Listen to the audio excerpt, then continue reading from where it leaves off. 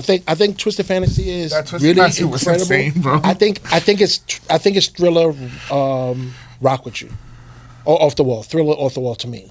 Oh, Which one's think- the Thriller? yeah. Thriller is Twisted Fantasy Oh, because I it's don't way more agree. polished. It's way more polished. I don't agree. I think Graduation is the Thriller. I think that's Off the Wall. You think so? Yeah, because I think that is the one that everyone thinks is the best. Like, I'll give you a Thriller Off the Wall. Low End Theory, Midnight Yeah. Marauders. Low End Theory is Thriller, and Midnight Marauders is Off the Wall. Which is interesting about- because Off the Wall was first. No, I think that. Oh, How I we see- should how I see- talk about this on the show. Yeah, yeah, yeah, 'cause yeah, I yeah, yeah. strongly disagree with I it. see Thriller being more polished, way more crisp, way more This frequency. is a good topic. I don't have a strong enough opinion on the Kanye comparison, but on the Tribe, I have a very strong Okay, opinion. okay, that's good. And that's surprising that you think it's the other way around. Yeah, I think it's the other way around. And why I say that Right. is Off the Wall had more of the club Wait, hits. save it for the show. Okay. Well, no, we could talk. This will be we could start this off like this. Oh shit. Yeah. You think that Low End Theory is Thriller, and you think that Midnight Marauders is Off the Wall. Correct. and Can I'll you tell explain why. that? Yeah. I would love to. Firstly, let me start by saying I completely understand your rationale, Go ahead. but I would still beg to differ. Okay. Low End Theory is widely regarded as the definitive, game-changing, career-defining, culturally moving album of all of Michael's albums. And I'm sorry, did I start by saying Tribe? I just went from Yeah. Tribe. Okay. I think people generally think that Low End Theory is Tribe's game-changing, culturally moving, career definitive album in the same way that Thriller is Michael's. Okay. And for that reason, I think Low End Theory is Tribe's Thriller. I think Midnight Marauders is the brighter, more joyful, more fun album Okay. in the same way that Off the Wall is. Oh, okay. Okay. So I think when you compare their cultural influence with personally the way they make me feel, I equate Low End Theory to Thriller and Midnight Marauders to Off the Wall. And I think you and I could do this with so many artists and have some of the same opinions and some very different. But, you know, Thriller was obviously so massive Right. and so game-changing and so culturally moving in so many ways that I feel like any artist that has multiple incredible albums, their most definitive album becomes their Thriller. And Low End Theory, I think most people think of as Tribe's most definitive. Yeah. I didn't get you? I'm not totally convinced because I think that the singles with Midnight Marauders were a lot bigger on Midnight Marauders than they were on. You're saying a war tour, Electric Relaxation, and Oh My God. Yeah. Exactly. Right. But then we're looking at Check the Rhyme. We got Scenario. the jazz and Scenario. Right. It's really fuck. And then Scenario remix. I mean, comparing any of these singles to Thriller and Billie Jean, I mean, Yeah. I don't just know think if it's I think apples for apples. I think it's sheenier. The sheen is a little bit more on Midnight Marauders. Yeah. You're comparing musically, I guess. I'm comparing more culturally and definitively. Well, you're also comparing it on an energy level, right? Yeah. I'm also comparing it on an energy level, but that is more personal. Yeah. But I think from a more undisputed perspective, You understand Goldie's perspective. I do. Yeah. But I also feel like if you say to any artist, what's your Thriller? Like Mary J. Blige, what's her Thriller? My Life. My Life. Yeah. Right. So no matter what you think about any other album, Right. Mary's Thriller is My Life. People's, some people could say Michael Jackson. If he agree had with stopped, Cass. if he had stopped at Off the Wall, then maybe people say. Okay, let me ask you a question. Put all this aside. Go ahead. What's your favorite Michael Jackson album? You can ask me on any different day. It would be a toss up, but it's Off the Wall for me. Off the Wall. Off the Wall. You guys? Off the Wall. I kind of agree.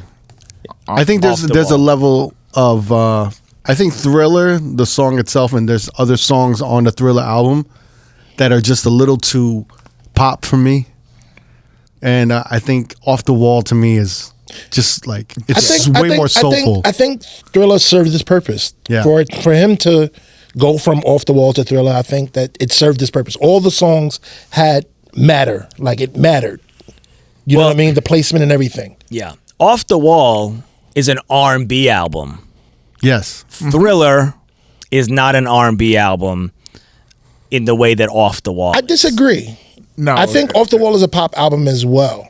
I just think that it resonated more R&B. I think because Thriller, it was a funkier. I think Thriller is like a pop album. Yes. I think Because there's so much rock involved, like Beat It and like yeah, even I think that, but I think the problem with Michael Jackson and people saying that Off the Wall was an R&B album is why he made Thriller.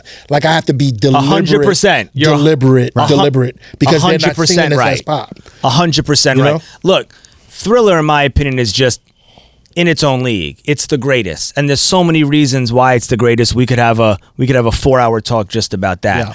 But when I get in my car, I don't really want to listen to the songs Thriller, Beat It, and Billie Jean. No. They're the greatest songs ever. For so many reasons, we could dissect those songs. But I much rather listen to I Can't Help It and Rock With You. Yeah. Because when was Michael Jackson called the king of pop? Probably after Thriller. Yeah, Yeah, it definitely was out That of was right. so I also think he made that up.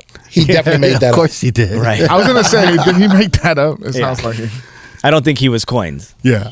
We could just keep going, but we're gonna get into the podcast. I think you might have to introduce it. Yeah. I mean, Is we that could the do this cold all day. open? Yeah. Is that our cold open? Cold Yeah. open. I mean, Okay, cold open. You guys are just talking. I start recording because sometimes, like we had Clark Kent here, rest in peace, and him and Clark Clark was just talking for 15 minutes about how much he loved Goldie, and then we So you can captured. start whenever you're ready. And so we, I'm saving that for a special.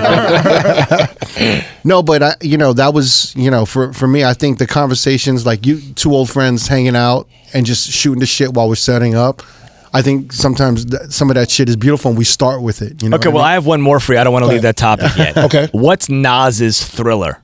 Illmatic. Elmatic. Illmatic. Illmatic. But then you can't go back to your polished analogy because I would think that because what they it went- was written was the polished one. yeah, but I think that the guys that when they were putting together Illmatic, they had Thriller in mind. They were I like, agree. we want to make the Thriller, Even the number of hip-hop. tracks. Yeah, all of that was Yeah. very much, but I don't think it had the polish of it was written. And I actually, No, it definitely didn't have the polish. But which one is your favorite? my favorite is Illmatic. I think Okay. it was written as a better album. I think they were better too because they were actually choruses and stuff like that. Like when the first album was like one love, one love, one love, one love. Next song, one time for your mom, one time for your mom. One I time, still one think- time. It was like those type of choruses. So I it was still like- think Illmatic is the epitome of hip hop album perfection. I would disagree, but interesting. Cassie, I got a question. I think many people would just. Since we're on this topic, I get killed a lot because I'm not the biggest fan of early 80s hip hop. When I hear early 80s hip hop, I'm just like, I don't get, it just sounds like I understand the importance of it, but for me, it doesn't register. It sounds a little like kind of like in the beginning stages, like what hasn't been refined and perfected. And then you have like Rakim, Slick Rick, and all the greats, Big Daddy Kane.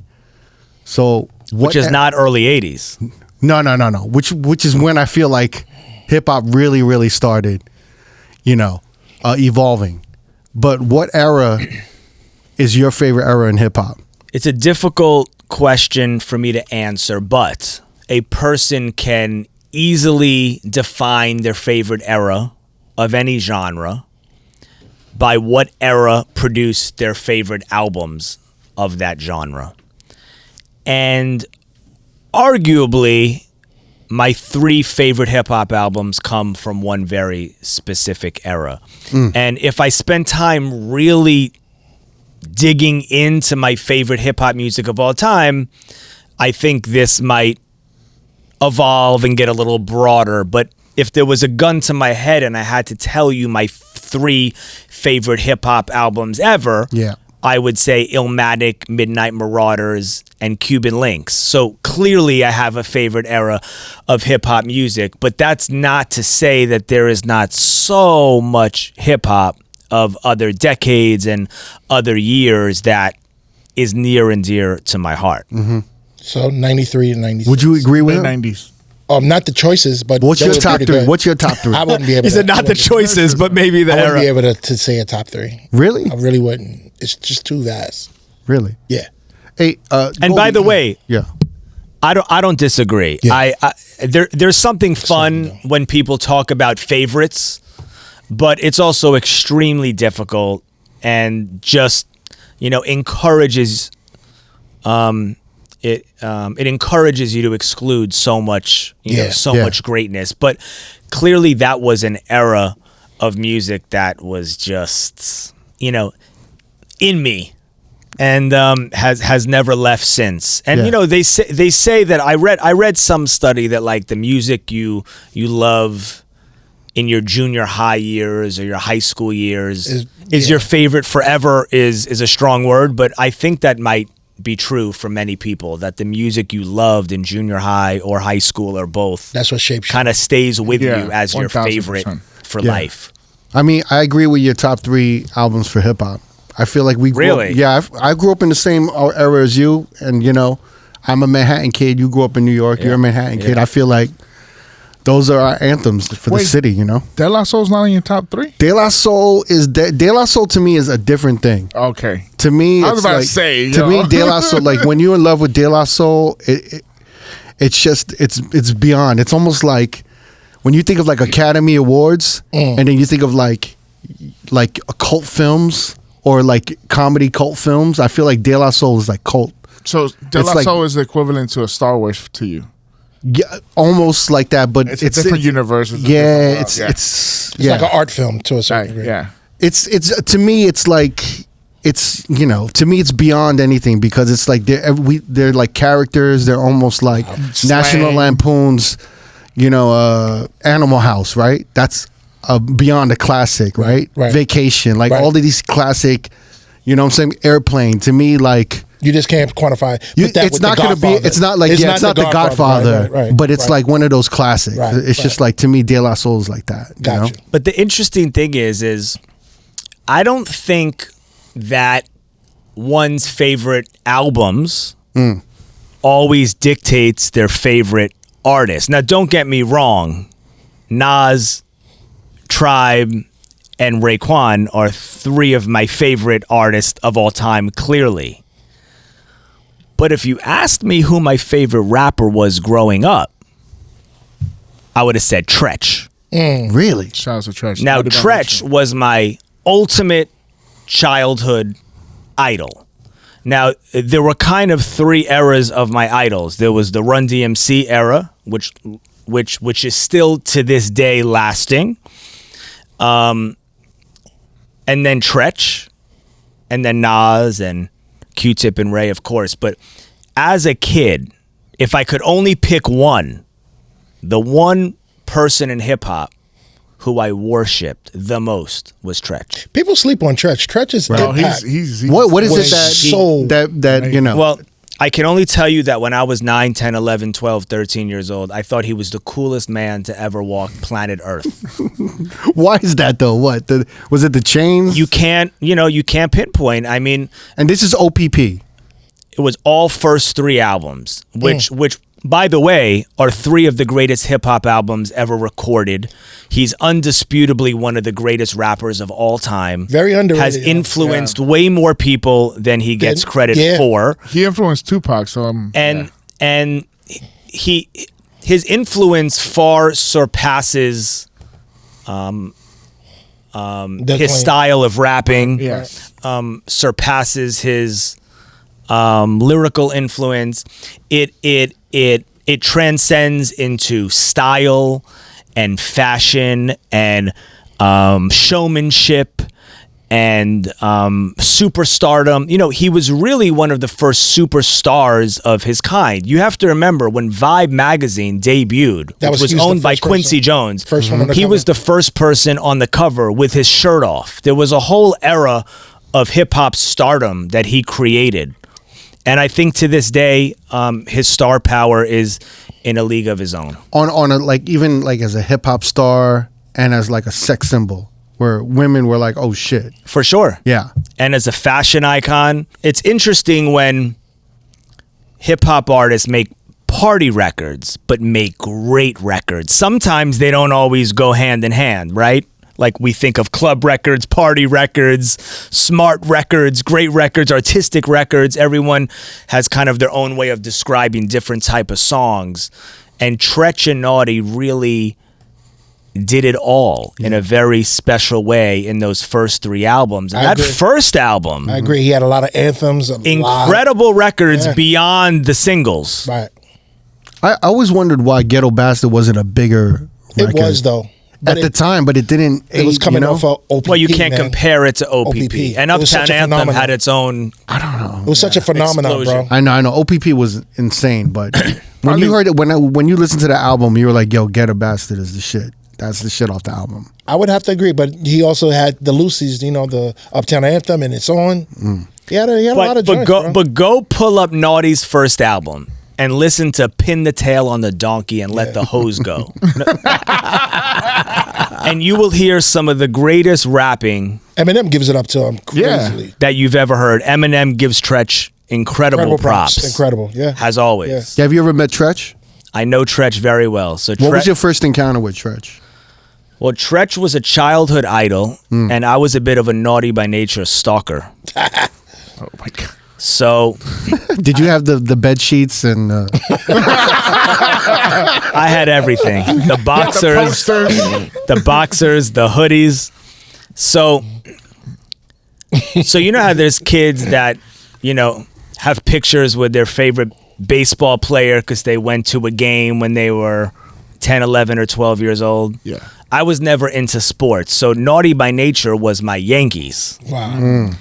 So years later, when my career developed, I met Tretch and Vinny and KG through my career, and I said, "Remember that kid?" And I brought the pictures to show them. And Tretch was probably my first hero that I developed a real relationship with. Wow. Nice. And that never gets old with him or with any other artist that I've called a hero. I've shared a stage with Tretch several times over the past 4 years in particular. And those moments are particularly special. Yeah, he was at Pass the Mic when I went there. Tretch performed at my Pass the Mic live show at Radio City Music Hall for the 50th anniversary of hip hop. And he was a surprise guest last May at my Pass the Mic live show at Prudential Center in New Jersey.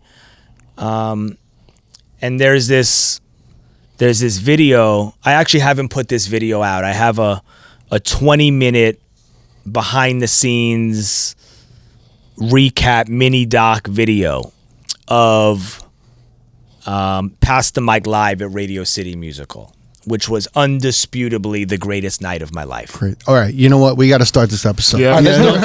We got to start. We haven't started? We were just talking shit, but now Were the we gotta cameras start it. rolling? Yeah, the cameras are all Everything's rolling. recorded. This is gonna be in it. No, this is in it. It's in it. It's in it. He needs a It's proper in it. introduction. Yeah. What's good, everyone? This is Neek from Reflections of a DJ, the R.O.A.D podcast. Whether you're just discovering the R.O.A.D podcast or a day one listener, if you've been loving the content or want more, here's your chance to support the pod. Get closer to the action and unlock exclusive content by joining our Patreon. This is for loyal listeners who want early access to new episodes 3 or 4 weeks ahead, your name in the credits of every video episode, and access to our exclusive R.O.A.D edit packs. Now, for the hardcore supporters, we've got our Tier 2 R.O.A.D for Life subscription for just $10 a month. This is an all-in package. You'll get everything from Tier 1 plus a monthly bonus episode, early access to our R.O.A.D 10 and R.O.A.D Talk interviews, behind-the-scenes content, our In the Crate series, along with exclusive unreleased content. This is your chance to support the podcast and get more of what you love. Join the family today at patreon.com/R.O.A.D podcast. Check the link in our descriptions. We appreciate you. Let's keep this journey going. Hey, yo, what's good? What's good? What's good? Welcome to Reflections of a DJ, the R.O.A.D podcast presented by DJ City and Beat Source. I'm one of your hosts, DJ Crooked.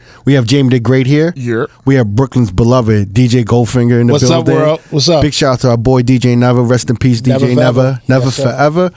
We have invaded LA and the W Hotel in their sound studio. And we have a special guest by way of New York. He's a fellow Manhattanite in the building. You know, arguably one of the biggest celebrity DJs in the country. No. The biggest. He is the biggest. We had I'm gonna stamp that. we had a kind of a little argument Yeah. here. I was fighting for you, Cassidy. Don't worry about it. But out of respect to all the DJs in the country, he's one of the biggest celebrity DJs in the country. He's DJed for Oprah Winfrey, the Obamas, Anna Wintour. He's done weddings for Beyonce, Jennifer Lopez, Kim Kardashian. He's done countless inaugurations, Obama, Biden, Democratic National Convention since 2012. He had an epic 2024 DNC rollout last year.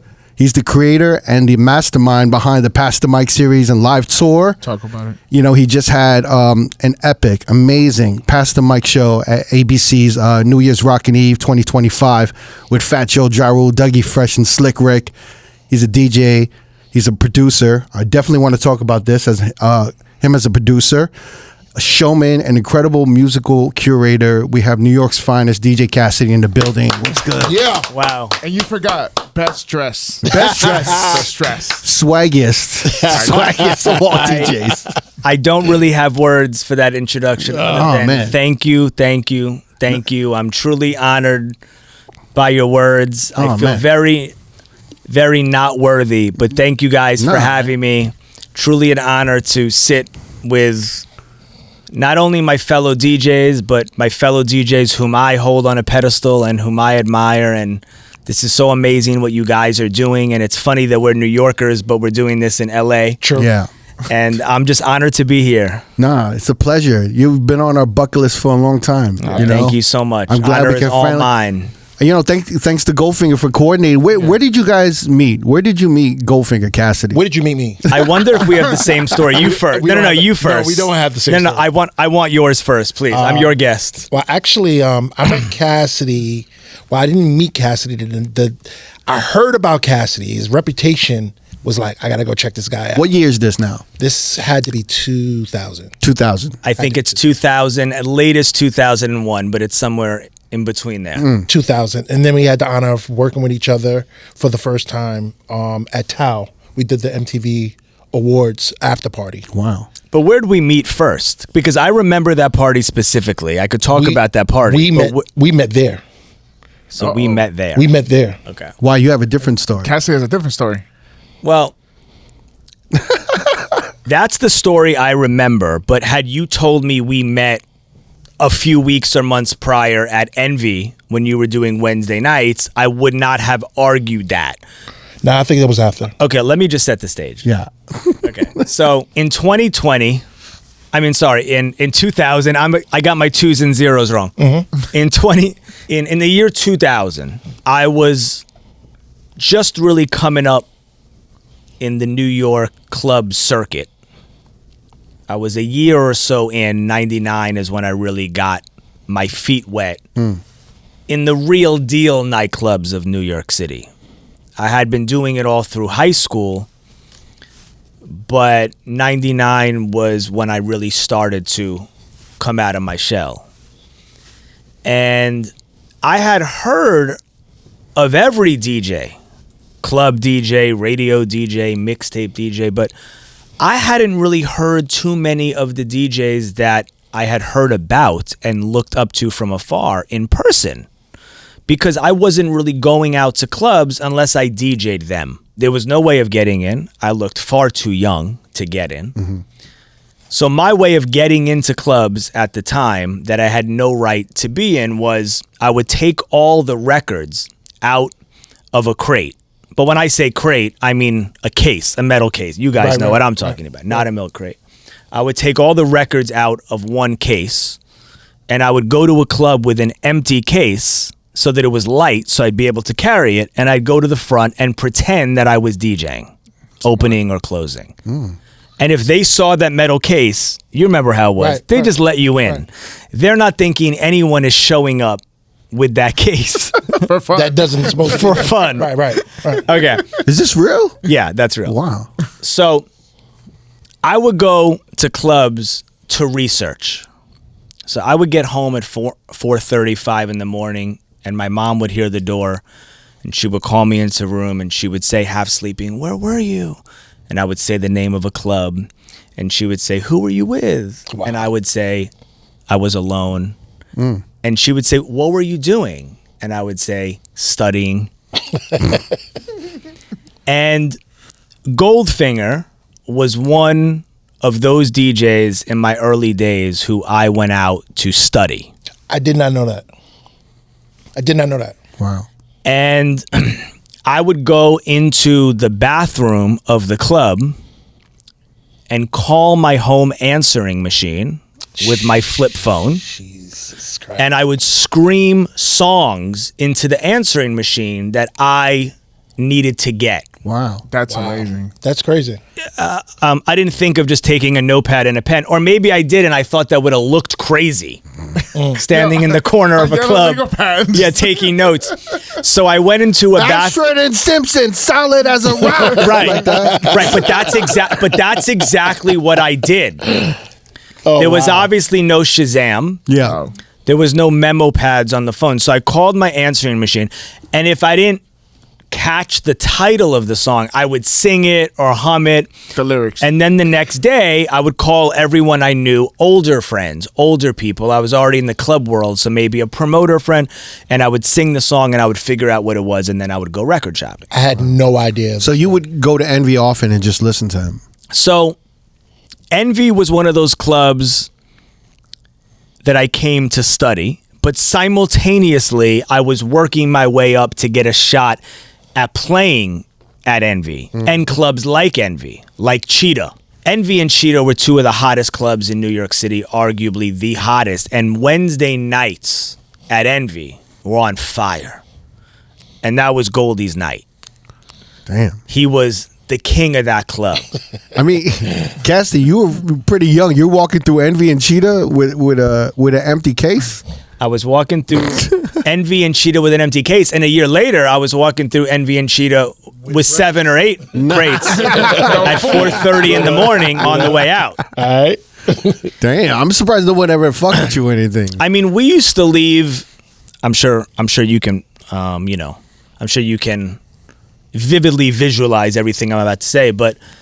Cheetah was on 21st Street between 5th and 6th Avenue. In New York. Yep. And it was known to have a scuffle or two.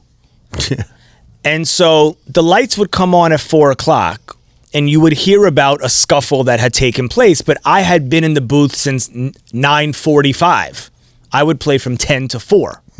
And I actually want to come back to that because, Goldie, you were one of the people early on that could have had an opener and a closer and never wanted one, if my memory serves me correctly. For in some- those days. Yeah, in those days, I was so programmed to doing it myself. I had a couple of people that actually did it, but I was more of the mind just to set the table and just keep going.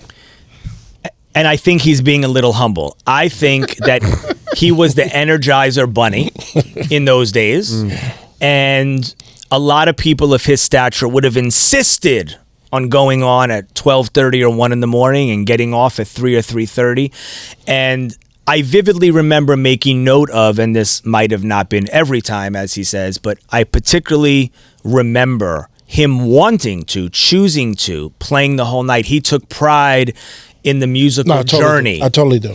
And he almost, and correct me if I'm wrong, I feel like Goldie loved the idea of opening for himself because that position was so important. You're setting the emotion. You can't just come on prime time and reinvent the emotion that's been in the air for 2-3 hours. And I thought that was a very important lesson that I learned early on. And that helped me not only for the future, but it helped me at the beginning because I realized that when I was opening for people whom I admired, it wasn't about trying to steal the hottest record of the moment. It was so far from that. It was about setting an emotional tone and building it and building it and building it. So when that person you looked up to got on, in a sense, you were serving it on a silver platter because you started with nothing. And that was a challenge. I always thought it was harder to do that than to go on at 1 in the morning in New York. Yeah, 100%. So that was one of my early lessons from you. But the Envy days was interesting because it was kind of the end of the carrying the empty crate to get in and study, and the beginning of me feeling like I had arrived in some very, very, very small way. And I was very lucky enough to end up playing at Envy at times. And Cheetah, I remember there was a stint where I did Friday nights. There was a stint where I did Saturday nights. And just to put this in perspective for the listeners, Goldie, I know you know, when we talk about Cheetah, this is when the hottest hip-hop song in the world said the phrase Club Cheetah and Club Amnesia. This wasn't after it. This It was during it. During, yeah. Those were, I was going to say, some of the greatest times in my life. It might be the greatest because the beginning is always the greatest. I do think you grow, you evolve, you achieve things in life, but there's something about the first time. You know, I'm not an athlete, but I imagine the first practice, the first home run, the first game, things like that. You know, those were the early days for me. And Goldie, you were such a part of it.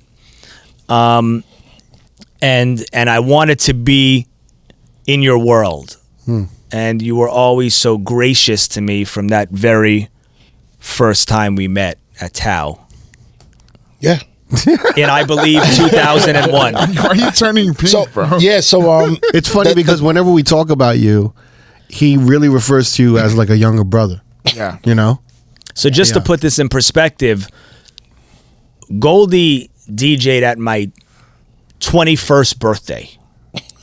And can you remember where that was? the butter. Was that the butter one? No. So 21st birthday was, so there was a restaurant called Jekyll and Hyde. Yeah, that On 57th, and they were trying to turn it into a nightclub. So it was called like Dark or like After Dark. Yeah.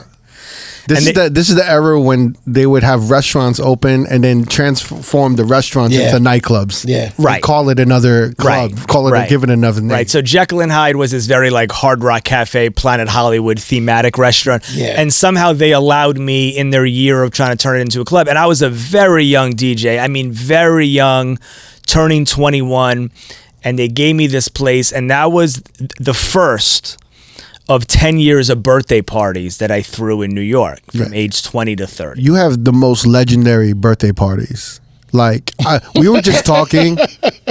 Like, I think when your birthday parties were coming up in the mid 2000s, everyone was like, "Are you invited? Who's invited? Can I go with you? That Can was I the go?" ticket. That was the ticket right So, there. but the crazy thing is this was so natural and organic. This was so not thought out.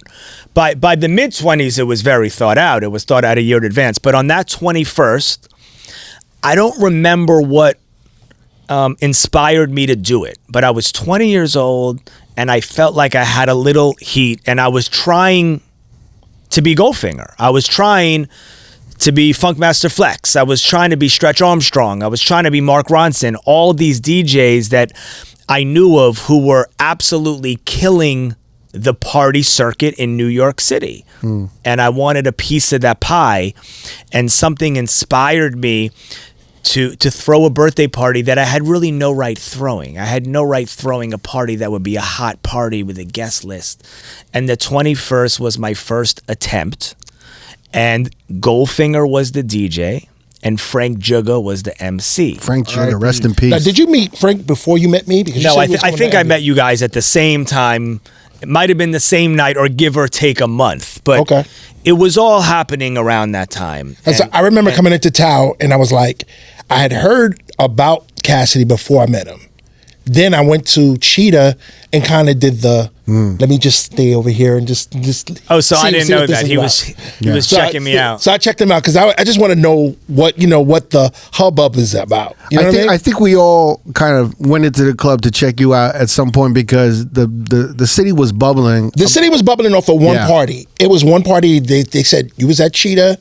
They said Puff was there. They said you put some shit on, and he was like demanding. I think it was like, I can't even remember what the record was, but it was a record that I had in my head. I don't even remember. Was Cheetah the definitive? Was that the venue or was it Lotus? No, It was Cheetah. When I heard about him, they were saying he was at Cheetah, and Puff was at Cheetah. Okay, the folklore from my perspective was it was Lotus. That's maybe when he met him, and that's probably that. That's a different thing. That's probably a different thing. What about Halo? But, Halo.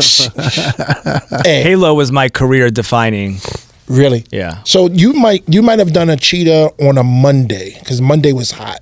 That was Belinda's thing, right? I did it on occasion. You did it on occasion, but this is the night that Bonnie you did and Belinda. You did the Monday, and it was so crazy, and they were like, "Yo, Puff went crazy," and that was a big thing. I honestly can't recall. You can't recall that, but the Tao party, right? So after I went and checked him out, I was like, "Oh, he's official," but I never saw him. So did you know that I was playing that party with you? With for the Tao? The Tao party. No, they just said Cassidy was playing. Okay, so and you're playing. Okay, I think we need to give perspective on what this party was. Okay. Yeah. So should I back do this? Do it. Okay. Do it. This Tao party that Goldie keeps referencing was Puff Daddy's After MTV VMA pre-party, the night before the VMAs.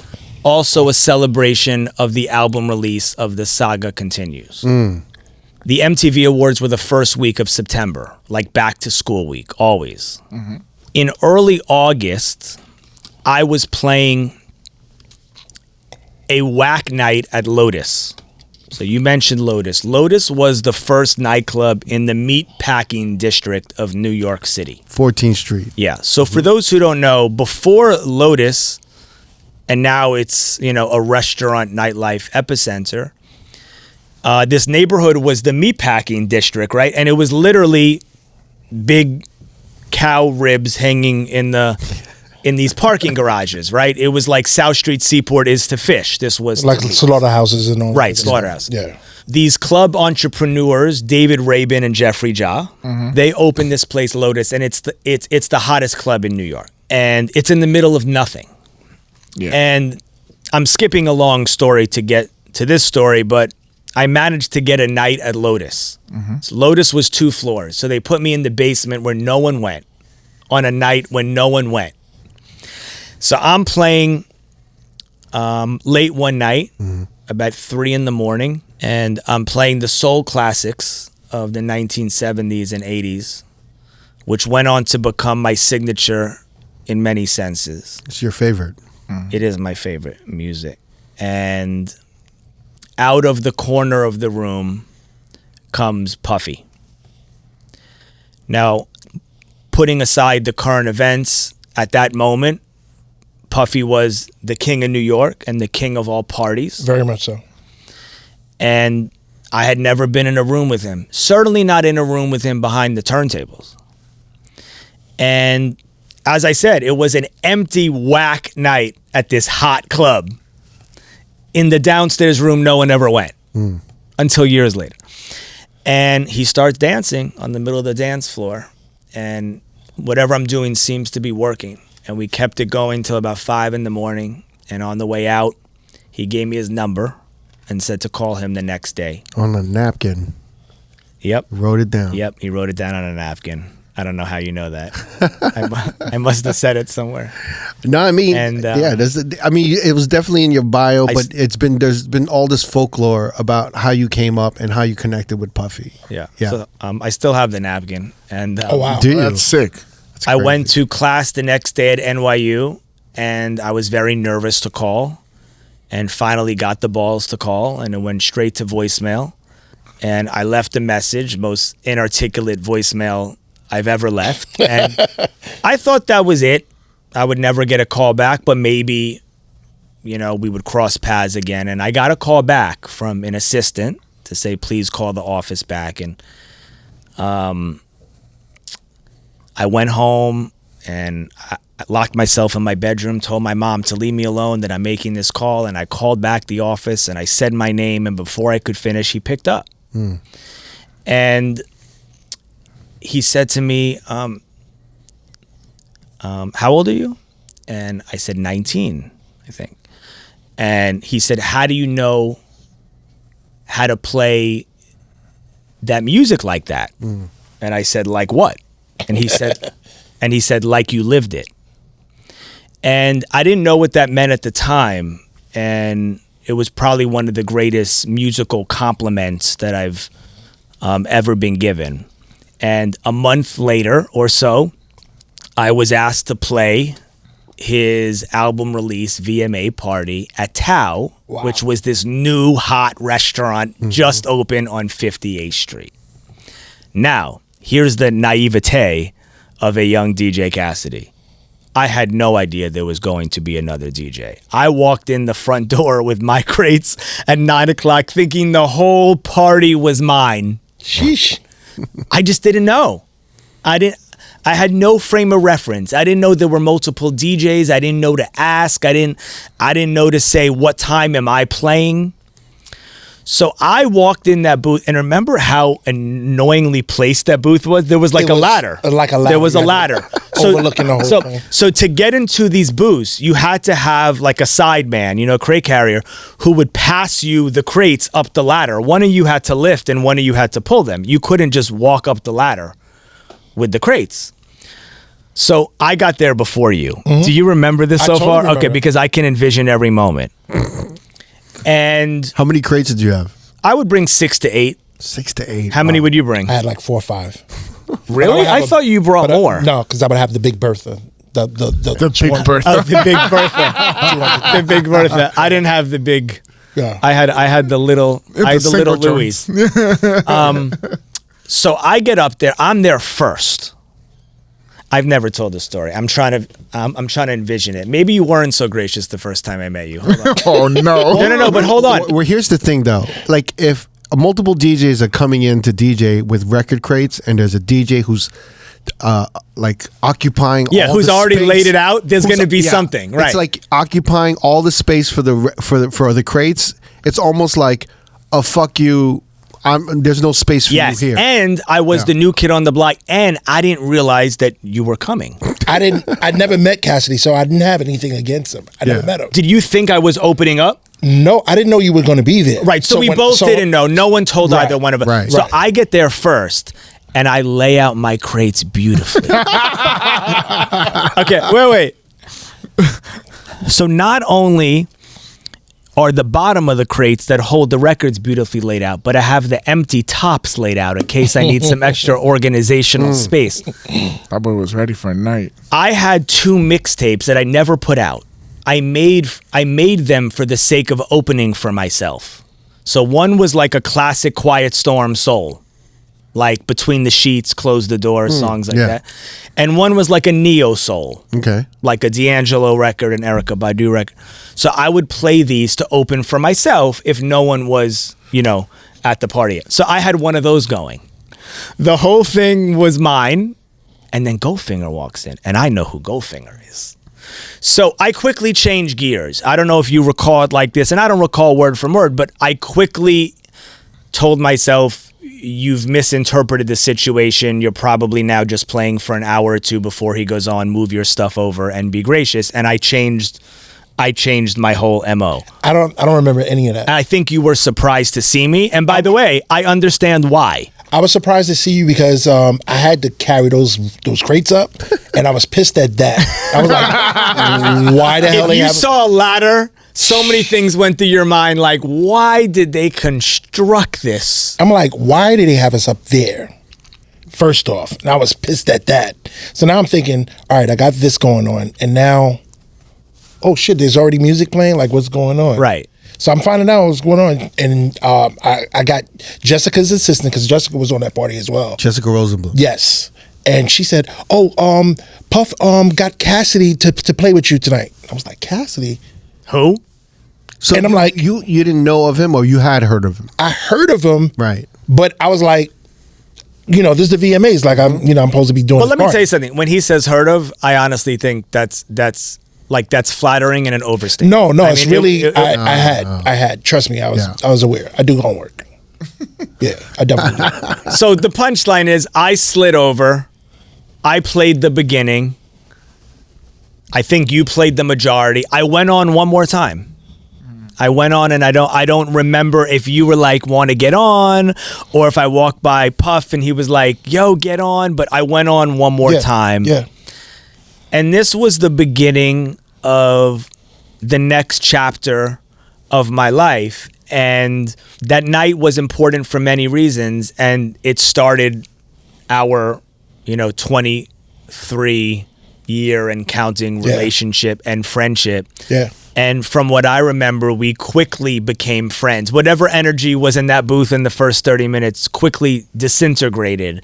And I turned 21 not long after, and you DJ'd the party. Yeah. And Frank Jigga, who for those who are not familiar with the name, was a party MC who would MC the hottest nightclubs and the hottest events of that era. And predated my existence on the scene. But from 2000 until I moved to LA, Frank was rocking New York, and he passed away 4 years ago, and he was a very, very special person. Very much so.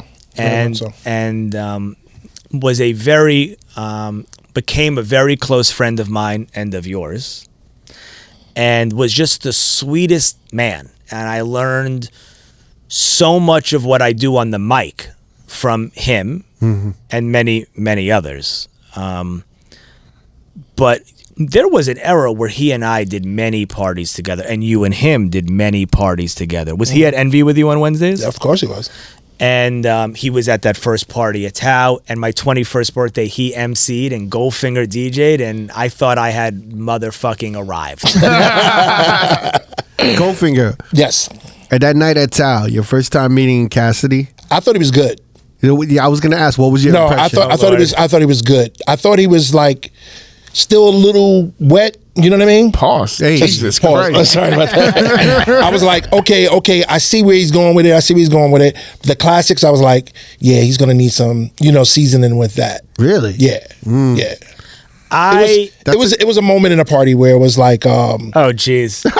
oh, sorry. He's sorry. remembering a transition? Let's do it. This is not fair. What happened was Puff had asked him for a record. He was asking him, he's like, play How do you remember? All I Do. So he was thinking, Do I Do? But he wanted All I Do. Do you really remember this? Yeah, of course. This is like the first time he meeting you. That's crazy. So he didn't have it. And I know how Puff gets. Like when, like he's asking for stuff. So I passed him my record and he was like, all right, cool. And he busted open. Wow. Pause. And, he put it on. Wow. Well, let me tell you something. I don't remember that. But for a DJ of Goldie's stature to give me a record, he could have left me out in the cold. You could have very easily... He doesn't do that. You could have very easily stood there like, yeah, he doesn't have it. And you got to remember, for the younger listeners, you had to choose what to bring. You didn't have every song. Yeah. There's only so many crates that fit in a car. I took a taxi. You came from Brooklyn. You drove or took car service? Car service. Yeah. I took a taxi. So you had to hail a taxi, see who would pick you up with the crates. The fourth car did. So you had to choose your records in advance. So the fact that you handed me a record. But look, at the end of the day, when I look back on those very, very early days of 19, 20, 21, I feel like I had no business being there. And so the people who gave me my opportunities, the nightclub promoters, the nightclub owners, and the celebrities, and the DJs who embraced me, saw something. And I can't articulate what that is, but they saw something, and I'm very grateful, because the real way to hone your craft and to develop your own identity is to be in it. For the people who gave me those moments to be in it, for whatever reason they did, for whatever they saw in me, whatever potential they saw, I'm forever grateful to each and every one of those promoters, hip-hop artists, hip-hop executives, and the DJs who were with me along that early path. It's funny because when I was coming up around the same time, a little bit later, like around 2001, 2002, I heard your name everywhere. And it was like so many haters. Like so many people just talk shit about you. And I remember going to Lotus one night. You were doing the main room, and everyone was just like, "Oh man, da da da da da," like, "Yo, this dude didn't like whatever." He just came up out of nowhere, and there's all this talk, but it was like nothing stuck. It was just everyone just talking shit. And I remember going to Lotus, and I heard you spin, and I was like, "Man, this guy is good, man. He's fucking good." But there was always this mystery and this talk between the DJs. And I don't know if you felt this or if you knew about this, but like everyone would just kind of like talk, where did he come from? Where did like, well, he's a rich kid, or like da da da. And then to this day, I've always been curious about so many things of how you at such a young age knew so much about R&B and soul music, how you got into DJing. I know you love hip hop and you love music, and I know your father has a long history in music and in the industry as an agent, and so I'm kind of curious. I want to kind of like, I want to ask all the questions that I've always been curious about. Please. Because I think you're a very talented DJ. Thank you. I think you're great. Amazing. And we have mutual friends like, Mel DeBarge. I've known him since Mel DeBarge is a great DJ, amazing producer, and and the sweetest guy. he's a great guy. He's a Dominican kid from the Bronx, and at one point when he was coming up, he was I believe a barback or a busboy at Marquee. So he was a barback at Marquee. Yeah. And I did every Friday for the first 2 years of Marquee. And when I met Mel DeBarge, I knew him as Melvin. Melvin, yeah. And he wore a uniform of a black shirt and a gold tie. And he would tell me, "Hey, Cass, I'm a DJ," with that big smile. Right. And he said, "Let me know if I could ever do anything to help." Years later, he's on top of his world and came further than I think he even ever expected. And he became not only a brilliant DJ, but a brilliant producer and musical curator, and always finds the dopest producer talent.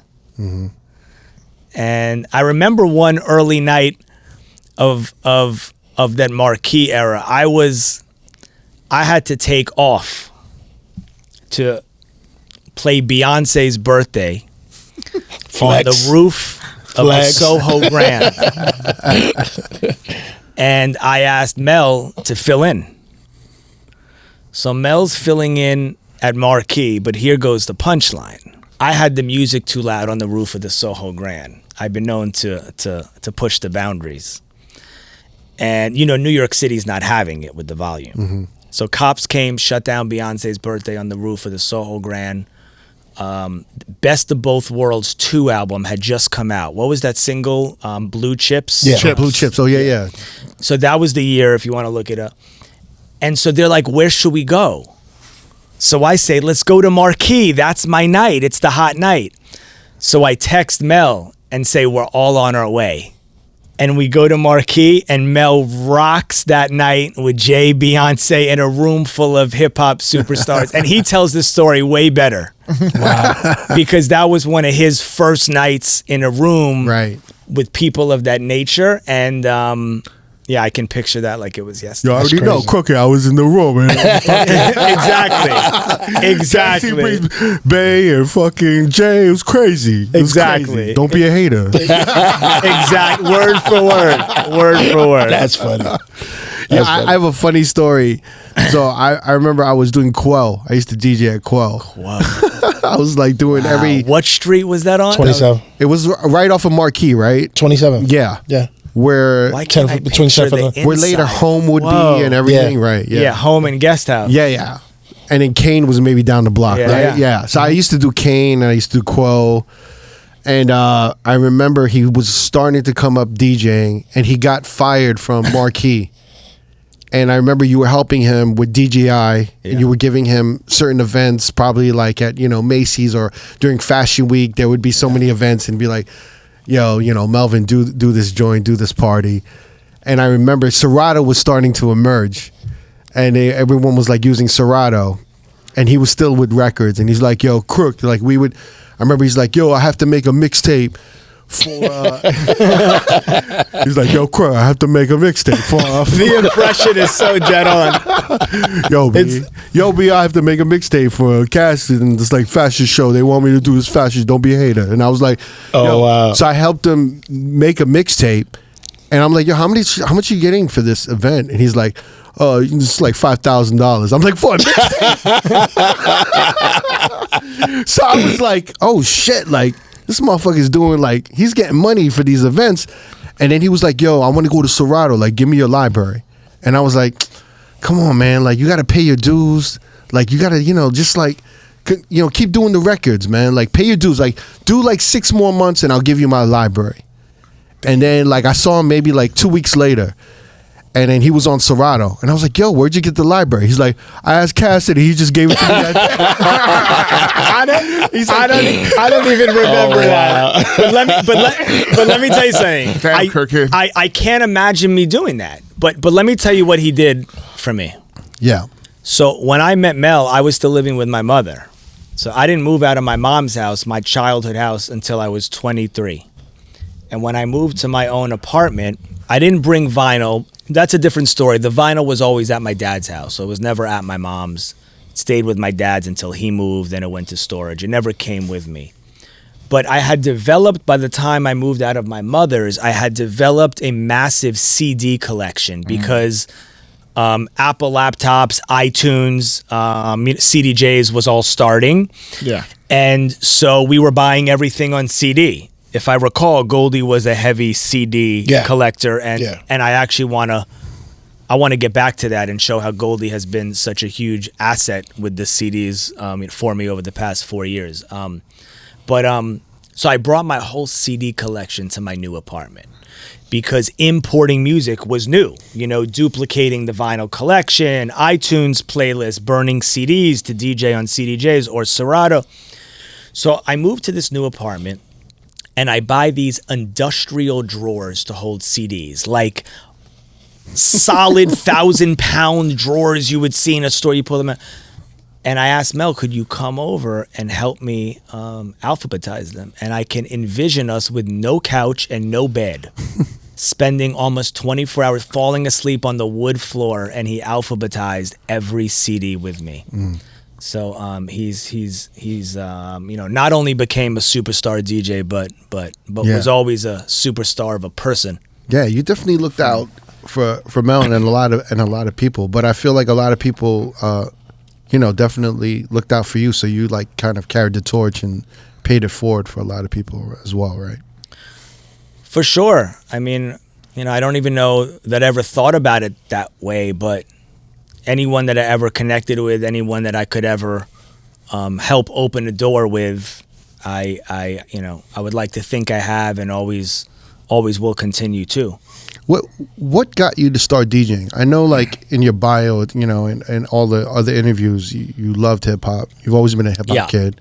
So there's a few things I can remember from age 1 to 10 that made me want to be a DJ. Mm-hmm. In no particular order or in no particular importance level. But as far back as I can remember, I was in love with hip hop. There was nothing else I was in love with. I never played a sport. I never watched a sport. I never read a comic book. There was nothing else I ever loved. One of my earliest memories is a surprise to many people because it's such a West Coast thing to say, and I was born and raised in New York City. But one of my earliest memories of hip-hop was the movie Breakin'. Mm-hmm. So this is a very bizarre story.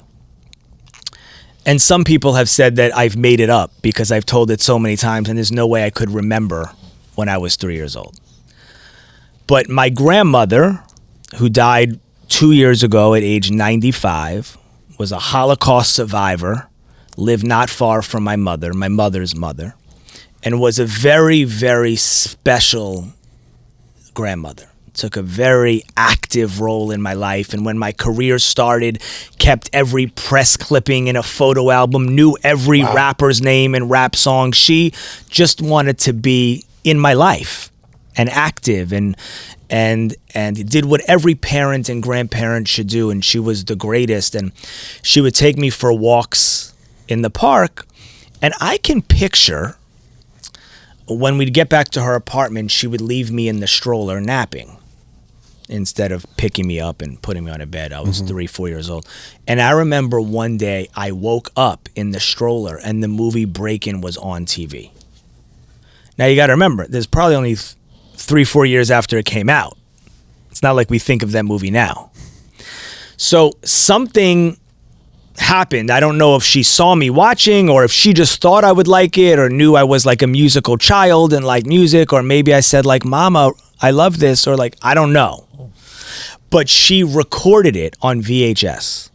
Now, she didn't know how to use a VCR. So for 20 years, I thought that movie was black and white. Wow.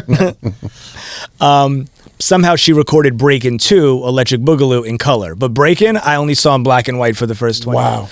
So one of my first memories of hip-hop, and I don't know that this actually was the first, but was watching Breakin'. So there's not a member of my family who doesn't know the song, There's No Stopping Us, No Stopping, No One Does It Better.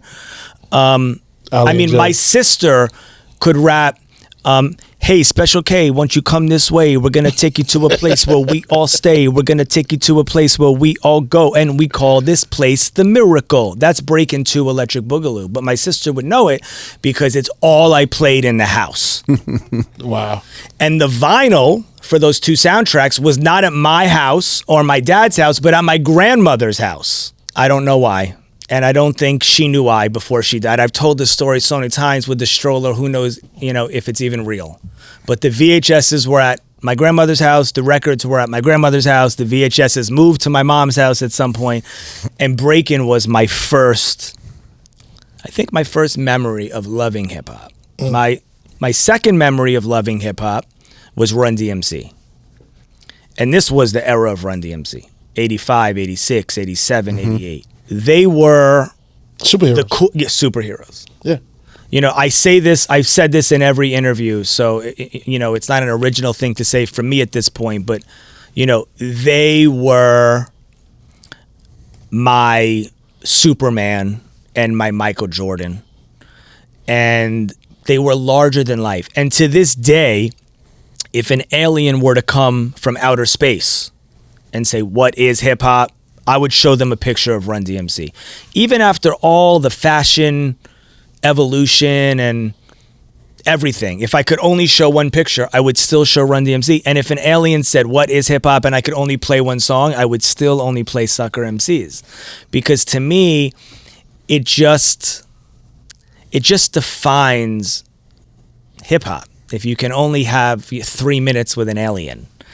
And so as a child, obviously I didn't articulate all this, but I just thought they were larger than life superheroes. The Adidas and the black jeans and the black t-shirt and the rope chain and the hat and the glasses. And I try to dress like them to this day.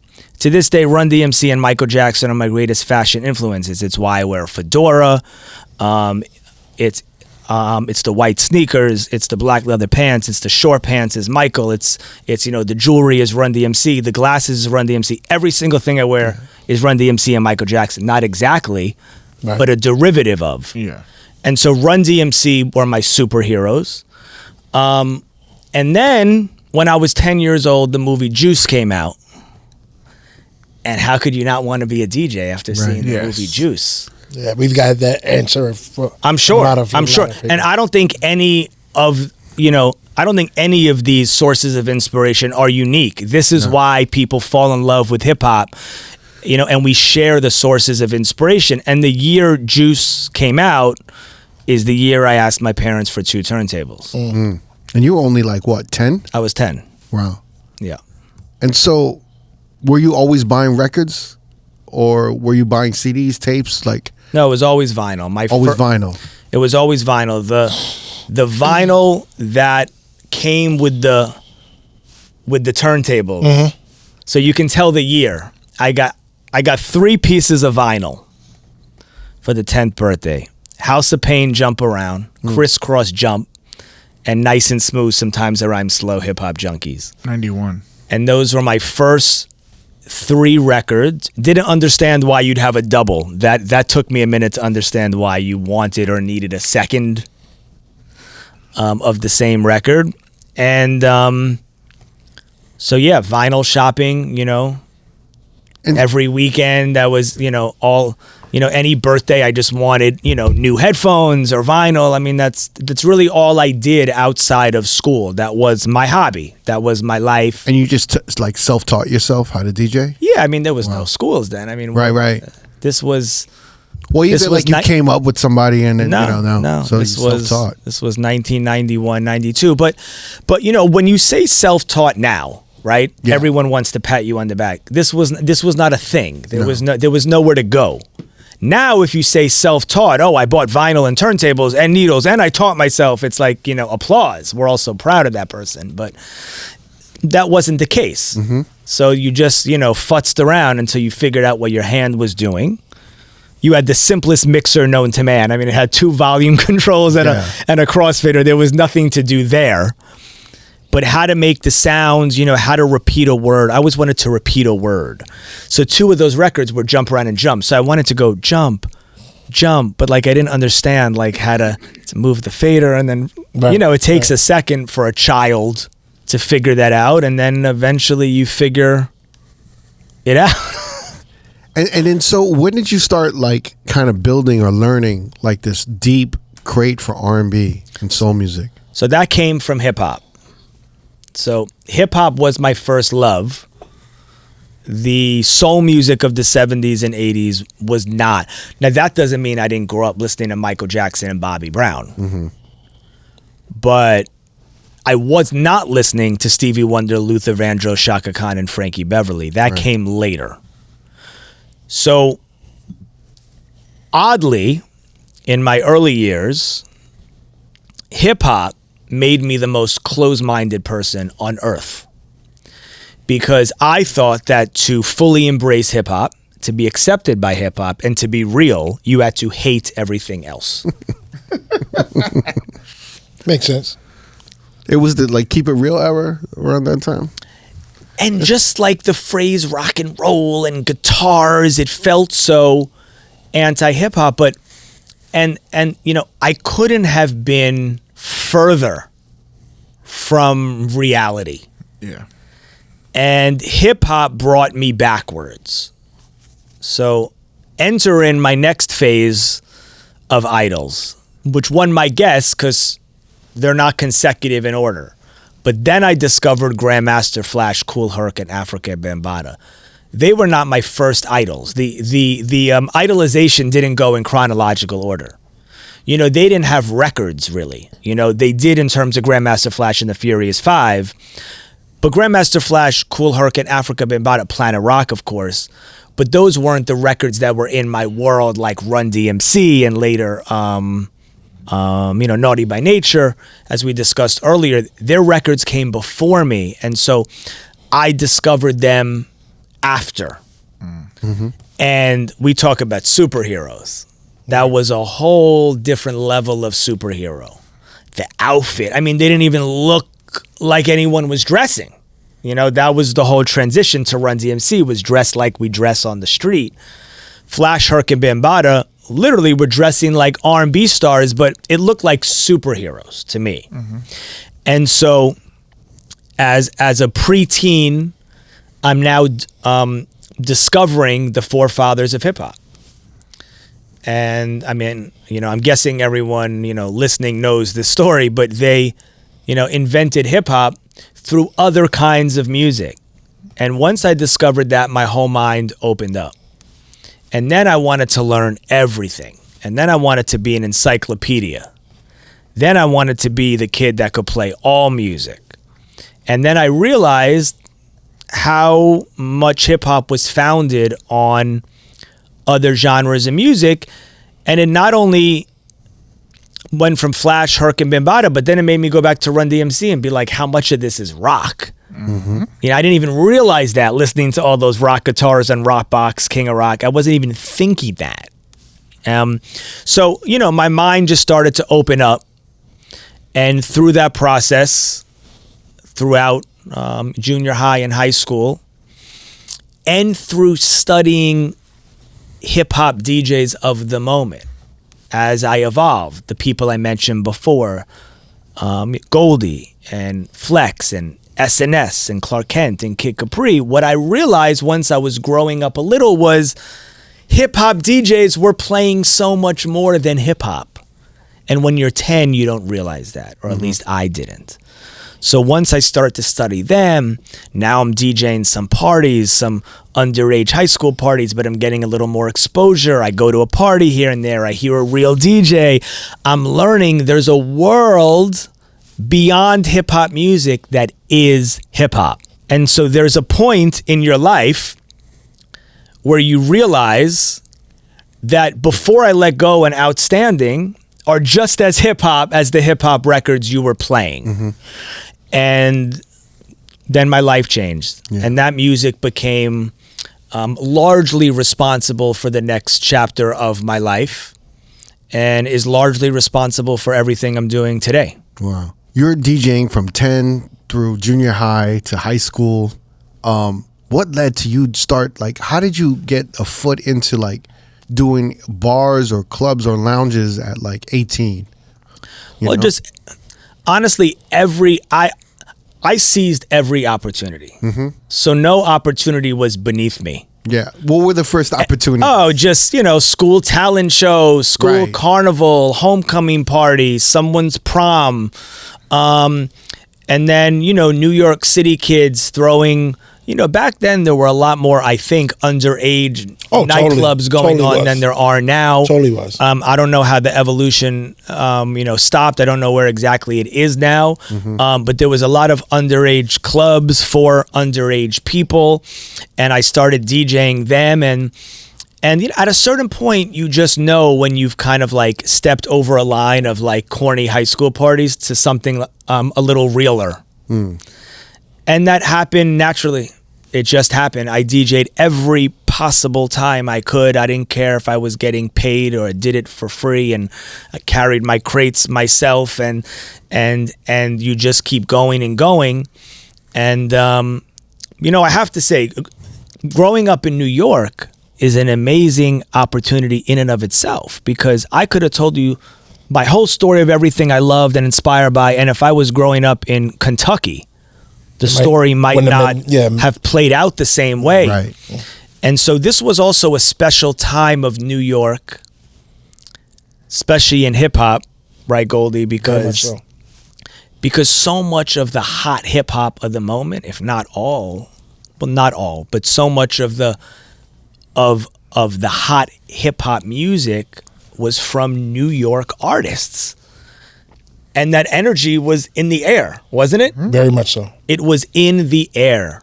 It was Bad Boy and Rockefeller and every other artist. Obviously we mentioned Nas and Wu-Tang and Mobb Deep and Fat Joe and Ja Rule and Murder Inc. It was just all New York. And those records were all the records. They were the albums we thought were the greatest. They were also the club record. They were, everything. So it was a very special time for hip hop. It was a very special time for New York hip hop.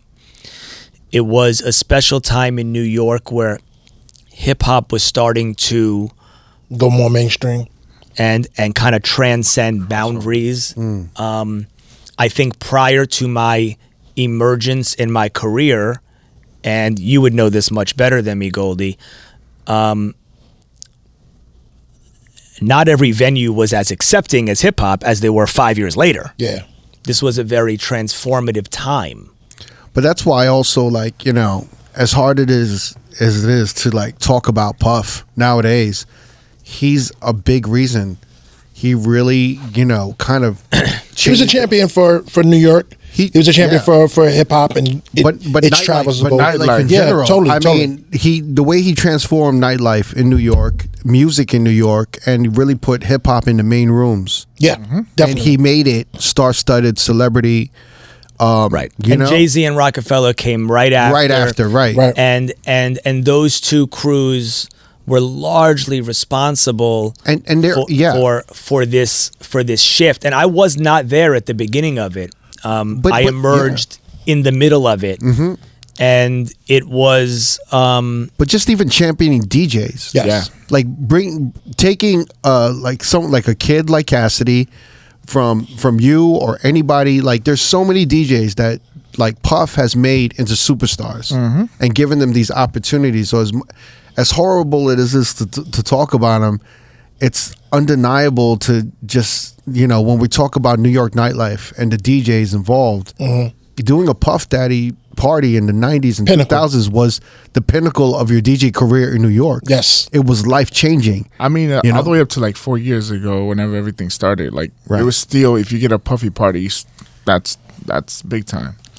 It's not like it was a tremendous opportunity. Yeah. And every time one of those opportunities rose, I always thought it was going to be the last. I Really? remember coming home every night and waking my mother when I still lived with her, or calling someone after and saying, "That's it. Never doing another one. That was the last one. It wasn't as good." I never came home thinking I killed it. Really? No, never. Or rarely.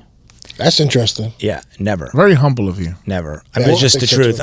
Are you I'm just super critical? super critical of me. Yeah. And I'm a perfectionist, and one thing will bother me. And I always thought it was the last, but not just with him, with everyone of that stature, with any client of mine that called on me, I, for the most part, thought every time was the last. And I was very grateful for those opportunities, and I treated everyone like it was my first and my last. And I think to a very high extent, I think that remains. I treat everything like it's the first and last. Wow. That's interesting. Was the last Puffy party the 50th birthday party? Yeah, I DJ'd his 32nd and his 50th. Okay, because I was there and you crushed it, so you left on a good note. Thank you very much. Thank you very much. What planted like the seed in your brain to think that I'm not going to get called again? Was it the fact that you saw so many DJs in rotation? Oh, no, I just thought I wasn't as good. So if it was like Really? the third time playing for someone, for anyone, no, I just was like, it wasn't as good as the last one. It's never happening again. Like, I would always think the phone's not going to ring. Were you going through like a imposter syndrome type of situation? Because A what? of imposter syndrome, like you feel like you're not good enough for the position that you were getting? Because I don't understand. No, I just am I'm a perfectionist. Right. I've always been. So it was very rare that I left feeling like that was perfect. That happens, but it probably has happened, fewer times than I could count on two hands in my entire career. I mean, the worst is when you kill it the first time. The first time you do something, you kill it. And they call you back, and the second time, and you're like, Not as good. "Can I do that again?" Yeah, but that's You know? I thought that every time. You thought that every time. But in defense of my feeling, as we know as DJs, so many things contribute of course. to what you feel is a success. Yes. The people in the room, the energy in the room is highly based on you and the music, but there are many factors that contribute Definitely does. to the energy in the Right. room. And I don't mean energy like people are going crazy. The energy. I'm speaking a little more poetically. It could be Like the rain. energy, the right, the spirit. Yeah. Is there a good energy in the air? Like we have a good energy in this room. So there's a lot of things that go into it, but I always wore that on my shoulder. Anything could happen. There could be a fight in the middle of the dance floor. It could be pouring rain. It could be half empty for whatever reason. I held the responsibility of it on mine. I think a lot of it was because I was very young Yeah. and I felt like, wow, I have this opportunity. I have a responsibility to kill it. Took And it if way personally. I took it. I took it way too personally that I could have probably had a lot more fun in the first 10 years. But you're probably really hard on yourself, right? Very. Yeah. I still am. But in those first 10 years, I probably could have enjoyed those moments. But I did film them all. Is that what's different now? Like, do you have a little more fun, or is it just as much? Is it almost the Well, same? it depends what type of thing we're talking about. Yeah. I still get just as nervous as I did. How much are you DJing now, though? Not as much as I was in the era we're talking about. You know, I mean, Compare. What do you think is more it's stressful? not- Now, what is more stressful? Is it more stressful now, or is it when you're playing every other day? He's doing like arenas. Yeah. And like. well, that's a different thing. Right? I mean, talking about parties though. Talking about Okay, parties. Right, just to compare apples and apples. I mean, I definitely got more nervous then for parties, but I still feel it in my stomach. You know, I think it's different, and I'm wondering if you feel the same. I wouldn't be surprised if you did, but you know, I think when things are new, you feel a pressure to impress. Mm-hmm. I think when you're given a big role at a young age early on, you feel a responsibility to impress. Those are two different things. One is pressure. You want to look good. You want to impress. You want to feel like you did a good job. Yes. The second is not, I want to impress. It's, I have a responsibility to do great because other people could have been in this position and you were given this amazing position. And if you let yourself down, you're letting other people down who gave you this opportunity. As you grow and evolve, I think I feel less pressure, but you know, it works the other way because you also feel like, oh, you know, you've built something now and now you have to show why you've built it. But certainly I would get nervous stomach aches every morning. Really? Every morning from age 20 to 25 and maybe to 30, if I was playing that night, I woke up with a nervous stomach ache. Wow. And the Cassidy in 2000 is a completely different DJ than the Cassidy now. You were not as much of a showman or someone on a mic. Yes, that's true. In that sense, completely different. You were very much like almost like a Stretch or a Mark, where you were like dropping on the one, seamless mixes, very minimal scratches, impeccable selection, right? Impeccable reading a room. But you had Frank Jugger or someone else on the mic. Dougie Fresh. And Was that the first time you had Dougie Fresh at that party? At Tao. Maybe, but I didn't develop a relationship with him for a few years later. Oh, okay. When? So I'm kind of wondering, But- when did you? Yeah, go ahead. In answer to your question, go though, ahead. no, but you nailed it. Yeah. I mean, you hit it on the head. At some point, when you say you were completely, no, I don't think I was completely different. I think I was 50% different, and the 50% has played a very, very significant part in my evolution. Yeah. At some point, I turned a switch. I want to ask you when that happened, because I kind of think it happened when you switched to CDs, but I could be wrong. I could be, because that's when I started, because you were always a great DJ, and then I think I remember seeing you with CDs, but then I saw I think the gold mic started coming out around that time. I could be wrong. Correct me. But I feel like you were doing maybe YouTube videos as well. I don't. Yeah, I feel think like you were very hesitant to go to Serato, but I could be. I'm still Yeah. scared of Serato. Right. It still makes my heart beat fast. But I went when everyone else went. I mean, within the same year. Yeah. I switched to CDs. I'm better with age than year. I switched to CDs. I don't know. In 2000, wait, I can tell you. What song? I don't know, but 2005 or 6, I was definitely using CDs. Maybe 2004 or 5 or 6 CDs. 24, 25. Yeah, and then whenever Serato, within the 12 months of everyone using Serato, I changed, and it still makes me nervous. I don't like relying on computers. I still get nervous if I touch the part on top where the air comes out. If it's hot, I still get nervous.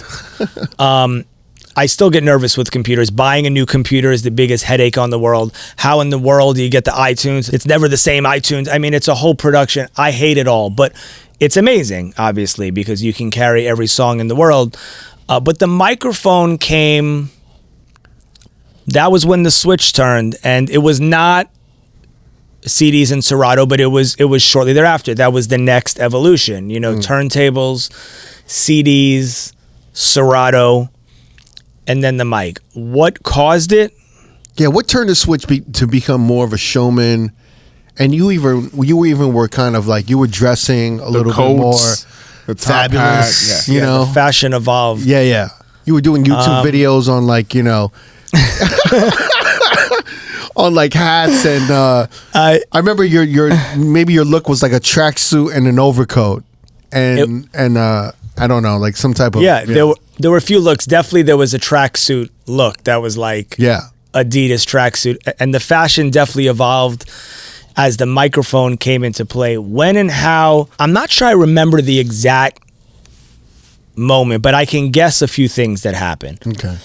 So one is the birthday party. I was going to ask that. So we started talking about that before. The birthday parties turned me into a host. So I guess for those listening, the backstory is that at 21, I threw a birthday party for myself, which was a bit audacious, but it worked. It worked to kind of put me a little more on the map in New York, and Goldfinger DJ'd that party, and Goldfinger DJ'd my 22nd as well, and my 25th, and 26th, and Goldie, what happened 23rd and 24th? What happened? I think. Well, I could tell you who DJ'd every single one. Yeah. Who was 23rd? Should I think that was. Yeah, I think that was Q-Tip the year So that I didn't do it. I will say that Goldfinger some nights couldn't do it. Like he was just. I just want to talk about Goldfinger again for a second. Obviously, it's his show, so some of you might have heard all this. I don't know if I'm telling the same heard nothing things. about me. They've heard nothing about me. Okay, so Look at his smile on his face. So, well, I haven't spoken about him in about 30 minutes, so I just want to get to one thing. So the first thing I mentioned about Goldie was that whole thing about how he wanted to play the whole night, and that was a very important lesson on the importance of building the musical journey. Right. You know, everyone just wanted to be the star, the peak of the party. He was, but he wanted to be there the whole night because, quite frankly, no one would have set him up like he set himself up. So here's the next thing. Goldie DJ'd what seemed like every single night of the week. I don't know if it's fact, but we all wanted to. I wanted to. Like when you just say to me, like, what's the frequency difference? I mean, it's night and day. I wanted to play every night of the week. It could be once a month now. I mean, I wanted to play 7 nights a week. If some of them were hot spots or one was a hot spot, great. If the others weren't, great. So he had to turn down my birthday some nights because he had a commitment. And he was always a man of his word. Frank Jigga would come, but he'd like slip out at 12:30 without telling me he was going to. Like, he would like try to, and then there'd be no one on the mic. So, okay, 21st birthday, Goldfinger DJ'd. Yeah. 22nd, 22nd. Goldfinger and Beverly Bond. Beverly Bond. With Frank Jigga. So as we go through these years and these birthdays. Yeah, venues. Well, I can tell you venues. Well, if you could do venues, but I want to know the performances as well. Because the performances that were started huge. at 25. That started Okay. later. That started later. So that's when the whole show started. So that answers your question. Right. So, okay, 21st birthday was at Jekyll and Hyde, a.k.a. Dark, a themed corny restaurant trying to be a club. Goldfinger and Frank Jigga, over by 1 a.m. 22nd birthday was at a emerging hotspot called Lobby. Oh, yeah, Lobby. And Goldfinger and Beverly Bond, MC Frank Jigga. Shout to Beverly Bond. Yeah. So that's a whole different story. I have to tell. She had a profound influence in my Really? Yeah. So now the birthdays are getting more nightclubby. You know, the first one was just like, I got a place. Okay, give me 9 to 12. We're out. Great. Right. So, you know, Lobby, we were there till 4 a.m. Club party. 23 was at this place called Way, H-U-E, Right. a short-lived lounge from the owner of Halo. Halo was my Sunday night hotspot, most career-defining club that I've ever done, and I'd love to talk about that as well. Yeah, So yeah. Way was a new, short-lived, kind of modeled after Halo, kind of like underground, brown suede couch vibe, and Q-Tip DJ'd that party with MC Frank Jigga. 24th birthday was at a restaurant / mini club called Butter. Yep. Hottest club in New York City. Shout out to Richie Akiva. Yep. Now, Monday nights at Butter was Legendary. legendary. Yeah. And so I asked... So if you're in Butter, this is when everyone, this becomes like almost like a Puffy birthday party. Everyone wants to go, it started. right? So 24 is where that was the first. That's chapter 2. So 24 was the last of the birthday parties with no performances, Yes. just DJs. Yeah. Well, kind So- of, because Q-Tip got on the mic. Okay, well, you're giving stuff away, and the fact that you remember that, I love. Of course. Okay, so Butter was on Lafayette and 8th Street, and the upstairs was the restaurant. Downstairs was like this mini club only Right. on Mondays nights. So I got them to let me throw the party upstairs, close downstairs. They said, leave it open. It's too many people. Gonna be no. I said, no, leave them outside. We want just upstairs. There's a line. Don't let them in. And I was starting to learn you don't want more space until we get to the later ones. So the 24th birthday at Butter was Mark Ronson, Q-Tip, and D-Nice. Ooh, my God. That was a joke. So Wait, I had a question. Mark Ronson, Q-Tip, and D-Nice. Are they just doing your birthday for free? yeah, Wow. but we all did each other's birthdays. You did. Yeah. There was a 5-year span where I did Q-Tips every year almost. I DJ'd, I think, his 34th, just to put that in perspective. Like he did mine. Like we all did Goldie, right? I did yours. Like we were Right. all doing each other's birthdays. But that's not. I don't want to make light of it.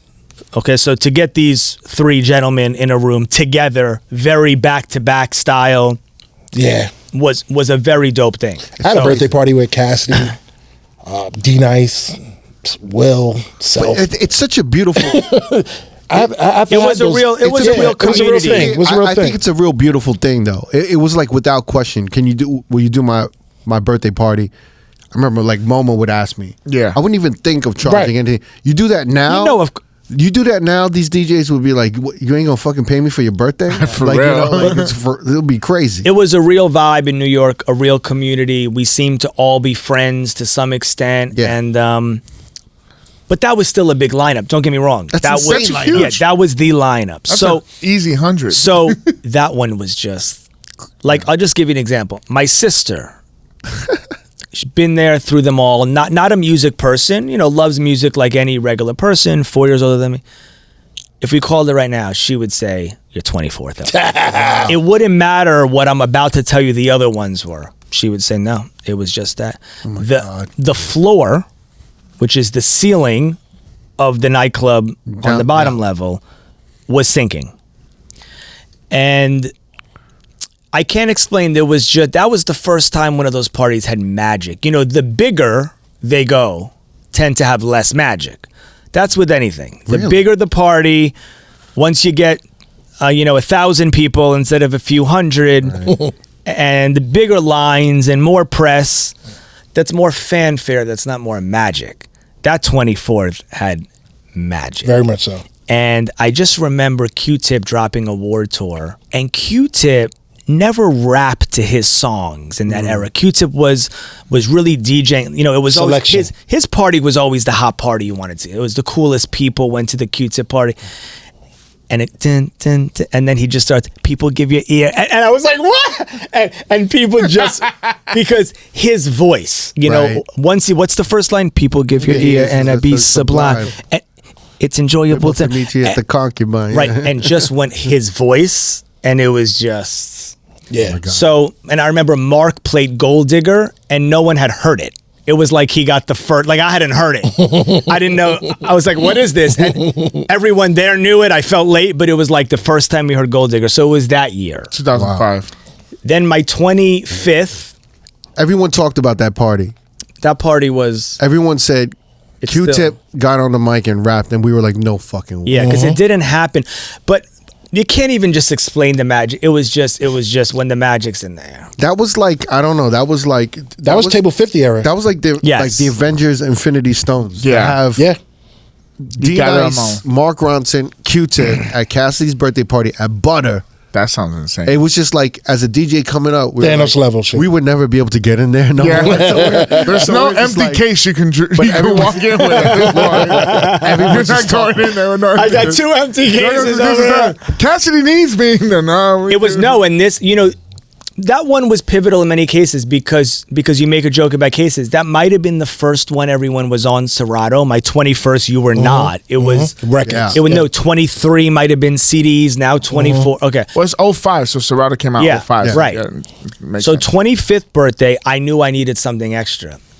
I couldn't build from that unless I added something. So now it was like the show was starting. It had to be something different.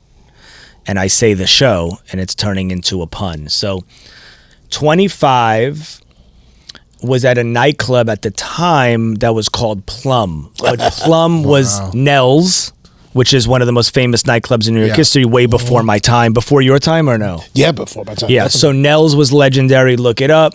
It was many things. After Plum, it became the Derby. Then it became Up and Down most recently. So it was at Plum, nightclub party still, DJ'd by Q-Tip and you. Yeah. Q-Tip and Goldfinger. Amazing. And performance by Slick Rick and Dougie Fresh. So this first year, I decided I was going to have a surprise performance every year, not announced in any way, top secret, but no one knew it was coming the first year. So then after that, people kind of were expecting. This year, nothing. Shut down the music, got on stage. Ladies and gentlemen, every night I celebrate my birthday. Every year I celebrate my birthday. Wait, no, wait. You're a very different host now. When you got on stage It at was your starting. 25th, This is the beginning. This is the gold mic. Were you practicing? Like, what were you No, like? I don't know, but this is just the beginning. But you got to think, this is like one of the hottest tickets. It's like now It's people are starting a little. It's starting People a are little. starting to be like, yo, Cassie's birthday's coming up. No. I remember like never like Sean Perry was cool with you, right? Sean Yeah. Perry. Yeah. Sean would be like, yo, can I get in? Can I get a +1? You'd be like, yo, I got you, Sean.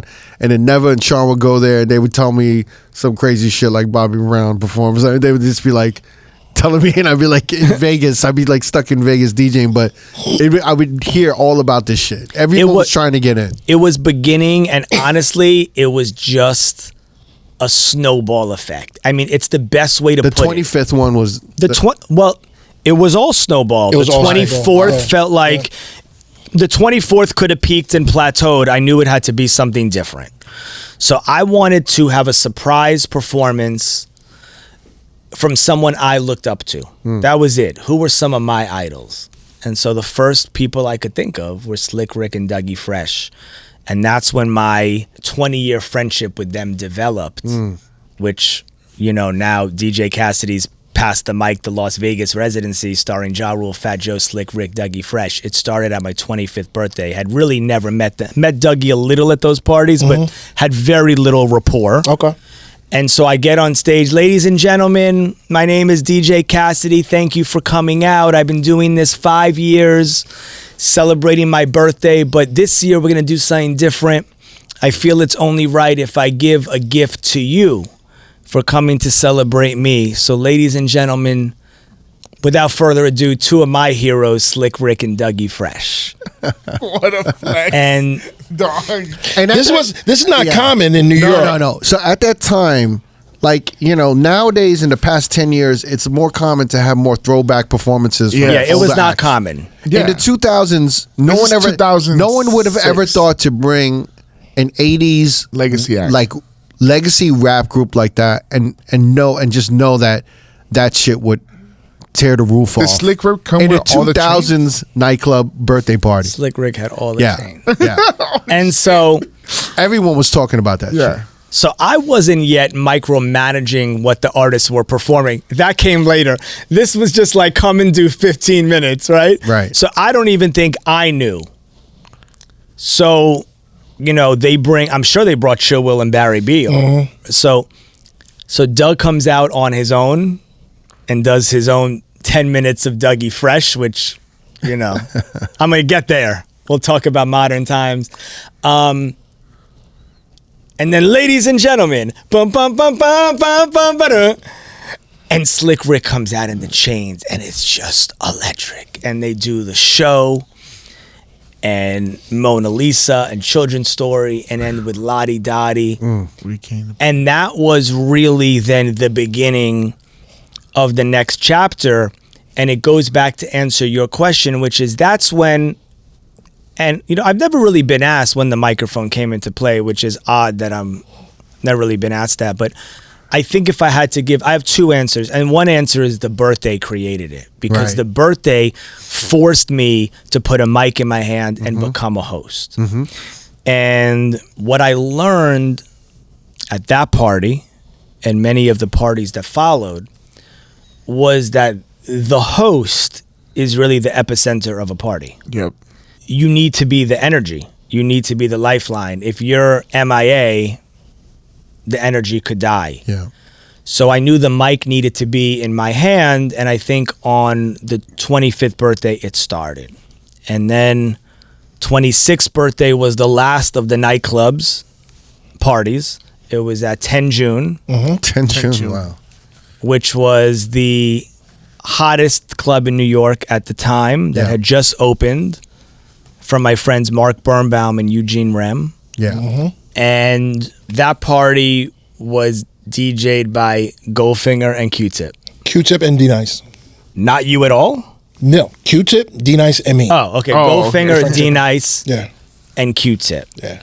And surprise performances by Big Daddy Kane and Naughty by Nature. Crazy.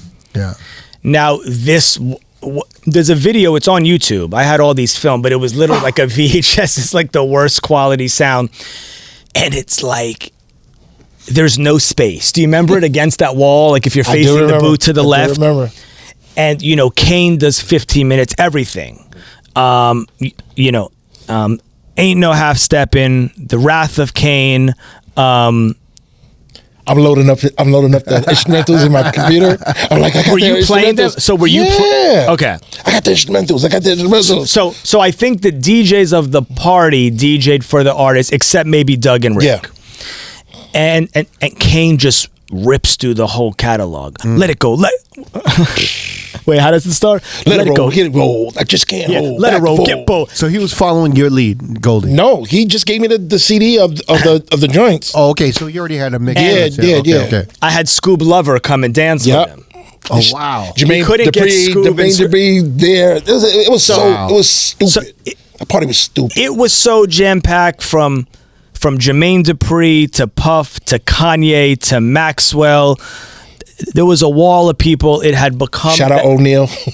And so there's a whole other side of this story, wait. which is O'Neal McKnight. McKnight. That's concurrent to all these birthdays. And we got to play that song, bro. We have. I just saw him on Sunday. Oh, so we talked about Naughty by Nature. So Tretch, my childhood idol, comes to perform at my 26th birthday. And that was, up to that point, the greatest night of my life, because I felt if my career, if my life ended the next day, I just announced, my childhood idols, my favorite group of all time, to perform OPP and Hip Hop Hooray and Uptown Anthem At your birthday party. at my birthday. And I remember Vinny, and it's in the video, it's on YouTube. So Ghetto Bastard drops. And that's, out of the whole catalog, that's the emotional song. Right. Has the chords. That's the song I related to. Yeah. Yeah. And so Vinny's on the mic, and he goes, and this is like a direct quote. He goes, "We've known Cassidy since he's a little kid, and now he's grown up to be a big, sexy DJ. Happy birthday, Cassidy." And it was like, yo, these are my childhood idols. Yeah. And so that was one of the greatest nights of my life. And then after that, I knew it couldn't be at a nightclub again. It had to. Had to be at Cipriani's. So that was the next one. The Cipriani's one? So 27th was Cipriani, music by D-Nice and DJ Ruckus. Oh, shout to D-Nice. Shout to Ruckus. Yeah. Surprise performances by KRS-One and Belle Biv DeVoe. Belle Biv DeVoe. That was the one. So KRS-One and Belle Biv DeVoe at that time, putting KRS-One or Big Daddy Kane and having Q-Tip and Goldfinger, just organizing something like this seemed like a lot for a birthday. You know what? For a DJ. Yeah. Do you know what I mean? It was a lot. It was over. It was, some might say it was over the top, but it was like it lit the city up. You know what I'm saying? These parties turned me into an event planner. Exactly. And the difficult parts were not the artists. I mean, there were only two. You know, when we get to Pass the Mic, we talk about dozens. That seems crazy. But you know, these birthdays, Goldie, and you can attest to this, and I don't know if I've ever said this, these birthdays were the first Pass the Mics. Yes. We said that earlier. Yeah, we were talking about that. And I cannot remember me ever saying this. I don't talk about these birthdays often. I used to. But I haven't talked about them often. I love this, talking to New Yorkers. I mean, this was the most exciting time of my life. But they were the first Pass the Mics, and all these artists went on to take part in Pass the Mic. And I remember either it was it was either D-Nice or Ruckus. I guess KRS asked for a beat to freestyle, so someone puts on the juicy beat. And he freestyles for 5 minutes, like KRS-One would do at Cipriani. And one of the greatest things that the party became was it brought together, the realest hip hop in the most decadent places, right? Decadent, elegant New York venues. Bougie. It wasn't. It was bougie. No, this shit was plush. Cipriani's plush. Plush. But well, it was both. Bougie. I think it was all of these things, and I think that's what made it special. That's one of the things that made it special, is we hadn't seen all of this like this, and everyone dressed up, and now everyone's dressing up. It's no longer at a nightclub. I never put a dress code. I always wanted people just, honestly, to follow my lead. I tried to lead by example, but come as you are, come who you are. Oh, you used to have like a pink tuxedo or something, I wore a right? pink tuxedo to that one with a baby blue shirt and a burgundy bow tie and burgundy shoes. And then look, there were two more, after. I skipped 1 year. There were two more after that. Wait, I want to know which is the year where Jay-Z and Nas squashed their beef. That was the intro. Oh, that was the library. Yeah, they didn't squash the beef there, but they had recently. I have a beef squash story. Actually, we can go. Oh yeah. Yeah, that's at Foxwoods in Connecticut. Really? That's the Def Jam holiday party. Oh man. Okay. That's a great story. But so my 28th birthday is at the New York Public Library. That was crazy. New York Public Library? So this was, when you talk about event planning, like, you go into the library, they don't give you their kitchen. You have to bring refrigeration for the ice. Now you have to raise sponsor money. I mean, I couldn't pay for these parties. The nightclub parties only had one expense, which was the artist. The club owner gave me the club. Now you need caterers and all this shit. Everything. Yeah. And when you get a liquor sponsor to pay a lot of money for a party, legally they have to serve food. They cannot serve liquor for 4 hours for free. Look at this event planning. I know this motherfucker. So it's a whole thing, and the New York Public Library. It's it's 40th to 42nd Street, and you need lanes closed. It becomes a whole. Holy shit. They don't let you throw an event at night at the New York Public Library unless you close down 2 lanes. You have to. You have to close down the lanes. Wow. And you have like probably spotlights, red carpet, step and repeat. Big time. 1,000 votive candles on the steps of the New York Public Library. Jesus. But Big this time. sounds more of a logistical nightmare than the fucking Pass the Mic right now. Well, Yeah, man. it really got me ready to That was plan.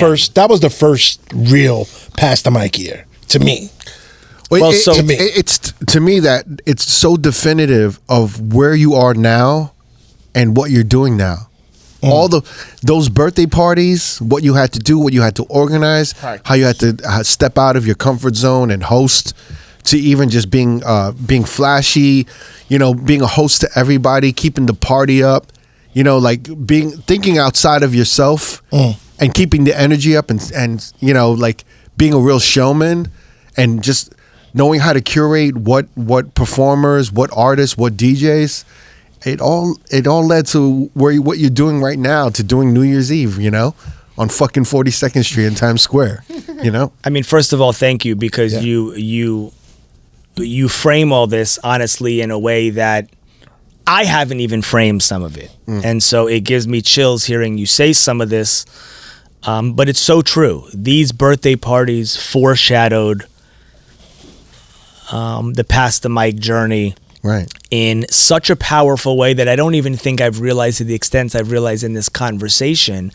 And I think every artist who took part in those birthdays have joined me on the Past the Mic journey. Slick Rick and Dougie Fresh in a very big way. Big Daddy Kane and Naughty by Nature, yes. KRS-One and Belle Biv DeVoe, yes. New York Public Library, Bobby Brown and Rakim. So this was the night where I was lucky enough to have Jay-Z and Nas as guests. And we sat them next to each other. What year was this for your birthday? 2008. It was 2 days after Michael Jackson died. Okay. Oh, man. 2009. And so Jermaine Dupri was going to DJ with Funkmaster Flex, and he ended up not because he was with Janet Jackson at the time. Funkmaster Flex definitely played that night. Yeah, Funkmaster Flex and Ruckus and Frank Jugga. And the surprise guests were Rakim and Bobby Brown. Now, you know, at this point, people are guessing who's performing. You know, now it's a thing. Right. So I'm getting calls from an acquaintance, literally. Hey, I'm in Bloomingdale's in Soho, and I'm looking at Bobby Brown. Any chance he's yours? No, but like literal, like Larry David sarcastic eye looks like, Right. Any chance he's your performer tonight? And the music. Shouts to Bobby Brown. Right. And I'm like, Who's this? no, but tell him to come. I'd love to have him there. And of course, he was it. Wow. And, you know, Bobby, you know, and Rakim, you know, I've developed relationships with both. And, you know, Bobby has become a dear friend. It's his birthday this week. He's become a very dear friend. And it started there, you know, and there was so much. He gets such a bad rep for nothing. He's had the raw end of the stick many times in his career, and he is the sweetest and He's a nice guy, man. He's a really nice guy. the greatest. And I remember everyone saying, will Bobby show up? Bobby showed up to sound check by himself, walked in the New York Public Library and said, oh, this is way flyer than I expected. I got to go shopping. And then my friend saw him at Bloomingdale's in Soho. And so Jay and Nas ended up standing on a banquette together, rapping along to Rakim. Wow. And Wait, so you purposely did this? Seated them together on purpose? I think I don't think it was deliberate, like they were coming out of a difficult time. At this point, Jay had signed Nas to Def Jam. I mean, it was over. Okay, it was Yeah, this is over. after Black Republicans. Yeah, but you know, when Because you're that came out 06 and this is 09. yeah, okay, your okay. year chronology I'm is horrible. insane. Yeah, I'm Yes. horrible. I'm horrible with it. Yeah. I but, admit that. But no, I think when you're throwing a party, you know, seat celebrities who might Okay. have I mean, still a relationships moment, together. hip-hop moment, yeah. And so they were standing on the table. You know, it's not like now where everyone films. Like we didn't get a shot at, like I got shots of them there. Right. But we didn't get that. Now everyone would have had the shot. There's a line in a Jay-Z song where he mentions Eric B. and Rakim. Fiend, return the Fiend, microphone Fiend, Eric, I can't think of the line. Can you hear it? Eric B. Fiend and the Fiend, microphone Fiend. I think it was Blue Magic. I think he says that in that round. Yeah, but I don't think that's the song I'm talking about. Anyway, but the story has it he recorded. I'll figure out what song it was. He recorded it a week later in Europe after this party. Like Wow, he was. yeah. So that was an incredible moment. And then look, I mean, we could talk about the birthdays forever. The conclusion is I could only do one more. And I retired it at age 30. I threw the party on the Intrepid. That was the cool. Intrepid is a warship in the Henry Hudson River on the West Side Highway. Oh my God. And there was only one thing I wanted to do. And I told myself if I couldn't do it, I wasn't going to have the party. So I wanted to have all 6 members of New Edition who hadn't performed together in 7 years. So I had Belle Biv DeVoe one year, I had Bobby Brown the next year, and I enlisted the 4 of them to help me recruit Ralph and Johnny to do it. And luckily, Essence Festival was trying also. And so the 2 of us combined got it done. Wow. And I actually don't remember if mine was the day before Essence or theirs was the day before mine, but we got it done together. And they hadn't performed together in 7 years. Shit. You know, at this point, the microphone as a DJ had started. So you say at what point? Not 25, not 26, 27, 28. It started, and now 30. I don't think there was a party I did without a microphone coming from my left side, and I think I had transformed, and it was the second chapter of my career. And I practiced the speech that I gave before the performance on the Intrepid for a long time. I knew it before I locked them in. I told everyone in my world, I said, this is the conclusion of the 10 years. And if I can't do it, I don't even think I want to do it. And I was going to go up there and I was going to say, ladies and gentlemen, I've been throwing these parties for the past 10 years and you've all celebrated with me. And it's with bitter, sweet emotions that I announced that this will be the last and final birthday party. And I've brought you every year as surprise guests, all of whom have been my heroes. I brought you Slick Rick and Dougie Fresh, and Doug is there emceeing. And in the video, he's going, right. He's backing me up. And I'm going, I brought you Big Daddy Kane and Naughty by Nature. And he's going, right. I brought you KRS-One and Belle Biv DeVoe. No, actually, I said, I brought you KRS-One and three men by the name of Michael Bivins, right. Ricky Bell, and Ronnie DeVoe. I was foreshadowing. Yeah. And then the next year, I brought you KRS. The next year I brought you Rakim. I did it better then. Right. The next year I brought you Rakim and a gentleman by the name of Bobby Brown. Yep. Well, this year, 4 of those men have returned, but they brought along 2 of their very dear old friends. And I paused. Ladies and gentlemen, without further ado, Michael Bivins, Ricky Bell, Ronnie DeVoe, Bobby Brown, Johnny Gill, and Ralph Tresvant, a reunited new edition. And I practiced that from January To June. to July 6th, which is when I think the party was. And then I never did it again. And people went fucking crazy. Ape shit crazy. Yeah. And when I started Past the Mic, there were 3 homegrown episodes before it grew into, to something else. And on that 3rd and final homegrown, self-produced edition, the theme was the R&B music of kind of the late 80s, early 90s, the New Jack Swing era. And I wanted to close it by having all 6 members do their individual songs. And so that's how I closed it. And, their fans are crazy. It's like Taylor Swift, but it's like a different era, but like they have that. So people were crazy. How'd you get it? How'd you get him? And it all leads back to the birthday. I mean, it all Stands for that. it all foreshadowed. Wow. By the way, the Jay-Z song was Run This Town, second verse. The song Right. it was You Can Call Me Caesar in the Dark Caesar, Please Follow the Leader. So Eric B, We Are, Microphone King. Yeah. Okay. Yeah, that's the Run This Town. Second verse. Okay. Blue Magic, you said? I thought, but I think It could have also been Blue Magic. He says something about Rakim and the Blue Magic. No, he says. But this is Rakim. 09. Blue Magic came out 08, 07. So, but the crazy thing is, I mean, Goldie, do you remember how insane The Intrepid? Takeover? No. Well, the Intrepid was insane. I think we're moving on. Do you remember how insane Ether and Takeover Yeah, we had a whole in episode the about club was? We had a whole episode about that. Okay, I saw a clip of the episode, It was crazy. but With Max Glazer. yeah, no, I saw the episode. Yeah.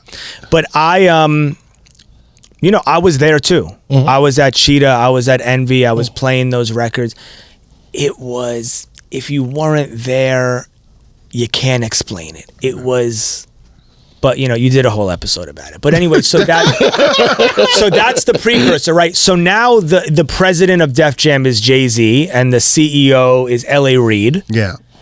And they sign Nas, and it's a whole big publicity thing, but it's an epic, it's an epic squashing of a beef. It's an evolution of 2, of the greatest. Yeah. As a person in the crowd, there was a bit of tension that we felt because we didn't know.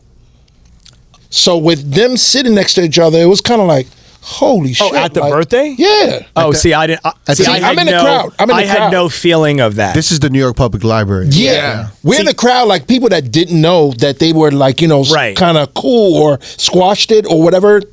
Maybe they were just cordial. But it was like Rakim brought them together because it was like, beyond all that, I got to see this show. Right. Rakim brought them together. Yeah. And that's interesting to your point. By that point in those parties, I was so on stage, I didn't feel that tension. Right. So that tension, Def Jam has a Christmas retreat for the employees and the artists at Foxwoods in Connecticut Casino. And Jay asks me to DJ the party. So I go to Connecticut to DJ this retreat party at like Hard Rock Cafe, something like that. Not a decorated Cipriani type of place. Foxwoods Casino, it's like a Hard Rock Cafe. And Jay and Nas are in the same room. First time I've seen him in the same. So this was before that birthday party. So this was the first time I'd seen them in a room together since Ether and The Takeover. So I'm in an interesting position because you're DJing a record label's retreat with the heads of the label, the executives, and by no means am I there to play all Def Jam records. That's never why someone called me. In fact, quite the opposite. But it's holiday time. Everyone's celebrating their hits of the year. You're going to play and celebrate the artists. So I am thinking on the spot, how do I handle this moment? They're both right in front of me. I remember I was on a bit of a stage, and right in front of the stage were banquettes, like where you would sit for dinner at the Hard Rock Cafe, and then they took all the tables out. But the stars were standing on the banquettes, like a VIP section, but not a VIP section. Everyone was just from there. And I decided to do the boldest thing that I could think of doing, which was go back to back, song for song, for as long as I felt I was maintaining it. Do you remember the song 1, song 2, song 3, song 4? I don't remember the order, but it was like the realest of the songs, It was like Can't Knock the Hustle, So you're going song for song, Jay-Z, Nas, Jay-Z, just Nas, like classic, like Jay-Z, like classic Nas, boom, boom, like boom. I don't even remember if I did this, but like who the best MCs, Biggie, Jay-Z, and Nas, and then drop Halftime. Like that's something I would have done. I don't remember if that was it. Anyway, there's a recording of this. Oof. And where is it? Yeah, we might need to. We'll discuss. We'll discuss offline. Anyway, there's a recording of it. Is it public or you have it in your vault? No. And someone ended up giving them a mic, and they move closer into each other as this is evolving. And by the end of it, they're doing each other's lyrics. Sheesh. We need that. And all I can tell you is the audio didn't get the mics very well, but what you do hear is at the end of Made You Look, you hear Jay go, lose consciousness, the last line. Wow. And you hear Jay, you can see him taking it and goes, consciousness, in his voice. Wow. And so that was, that was an amazing moment. And I saw Jay not long after that at an executive's birthday party. It was actually Karen Kwok's birthday party. Karen Kwok was the head of A&R for L.A. Reid at Def Jam, and she's been a renowned executive for many years. She's an amazing woman, and she threw dope birthday parties every year, and I DJ'd them. I don't know if I was DJing this one. I can't picture myself DJing. And it was at a restaurant in New York called the Spotted Pig, which at that time you couldn't get a reservation. It was like a high-end burger place. You couldn't get a reservation. And so there was a party, and he pulled me aside and said something about that moment. And it felt great. Cass, you got to give us that. You got to give up the gun. I just want the we need one for a one. couple snippets. The only thing you'd really hear, I sadly say that it didn't, whoever recorded that, however, you know, it came to my iTunes, we didn't get the 20 minutes of back and forth, but we got Jay in the Jay-Z-est of Jay voices going, lose consciousness in that high register. That's all we need. Right. Trust me. And Whatever we can get, pause. Whatever we can get. and I don't, I haven't, I've never, I think I told Lenny yes that I have it. That's dope. That's dope. God. Yo, I have a question. So like these moments, and I always talk to Ross One as well, and Goldie, you're a master at this, and Cassidy, you're a master at this. It's these moments when you have celebrities in the room, and you know, it's sometimes it can be a little like intimidating. Like celebrities aren't necessarily comfortable to read a room of celebrities and to play for celebrities, and to know how to please each one, and to know like, oh, let's create a moment with Jay and Nas, and let's do these things. Like, how do you approach that? Is there a way to even get yourself ready for that? You know what I mean? Because you've had probably tons of moments like this, and I only say this because, you know, for someone who's DJed for Oprah Winfrey, and then for Oprah Winfrey to like recommend you to Michelle Obama, it's like that's a crazy thing to happen. But you have a talent for reading these rooms with these celebrities. And I kind of want to know, you know, how you kind of, I don't know, like what is your approach to that? How did you kind of, you know, train yourself to do these rooms?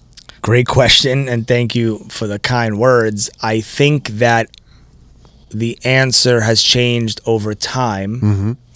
Early on, my strategy, if I had to say, although I don't know if it was a conscious thought process at that time, but if I had to say early on, my strategy to impress hip-hop heavyweights was to impress them with my knowledge of non-hip-hop music. Mm. And I didn't start doing it on purpose until I realized that that's what was happening. Mm.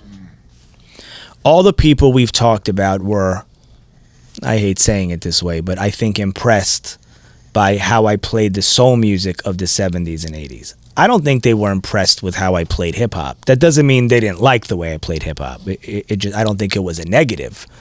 But I don't think they went home talking about how I dropped Made You Look that night. Mm-hmm. I think they went home talking about how I played soul music in a way that made them feel like I lived it. Mm-hmm. And I didn't live it because that music predated my life or predated my DJing years for sure. Mm-hmm. And once I caught on to that, once I realized that that was happening, I honed in on that. And that music became a big part of my life. Now, that music didn't become a big part of my life because I realized it was working. It was working because I loved it. Mm. I didn't study. Well, I studied how to play every music, of course. I studied everything. I studied every DJ. I studied Goldie and everyone I mentioned and put everything in a blender to make myself. I mean, me on a microphone is nothing original.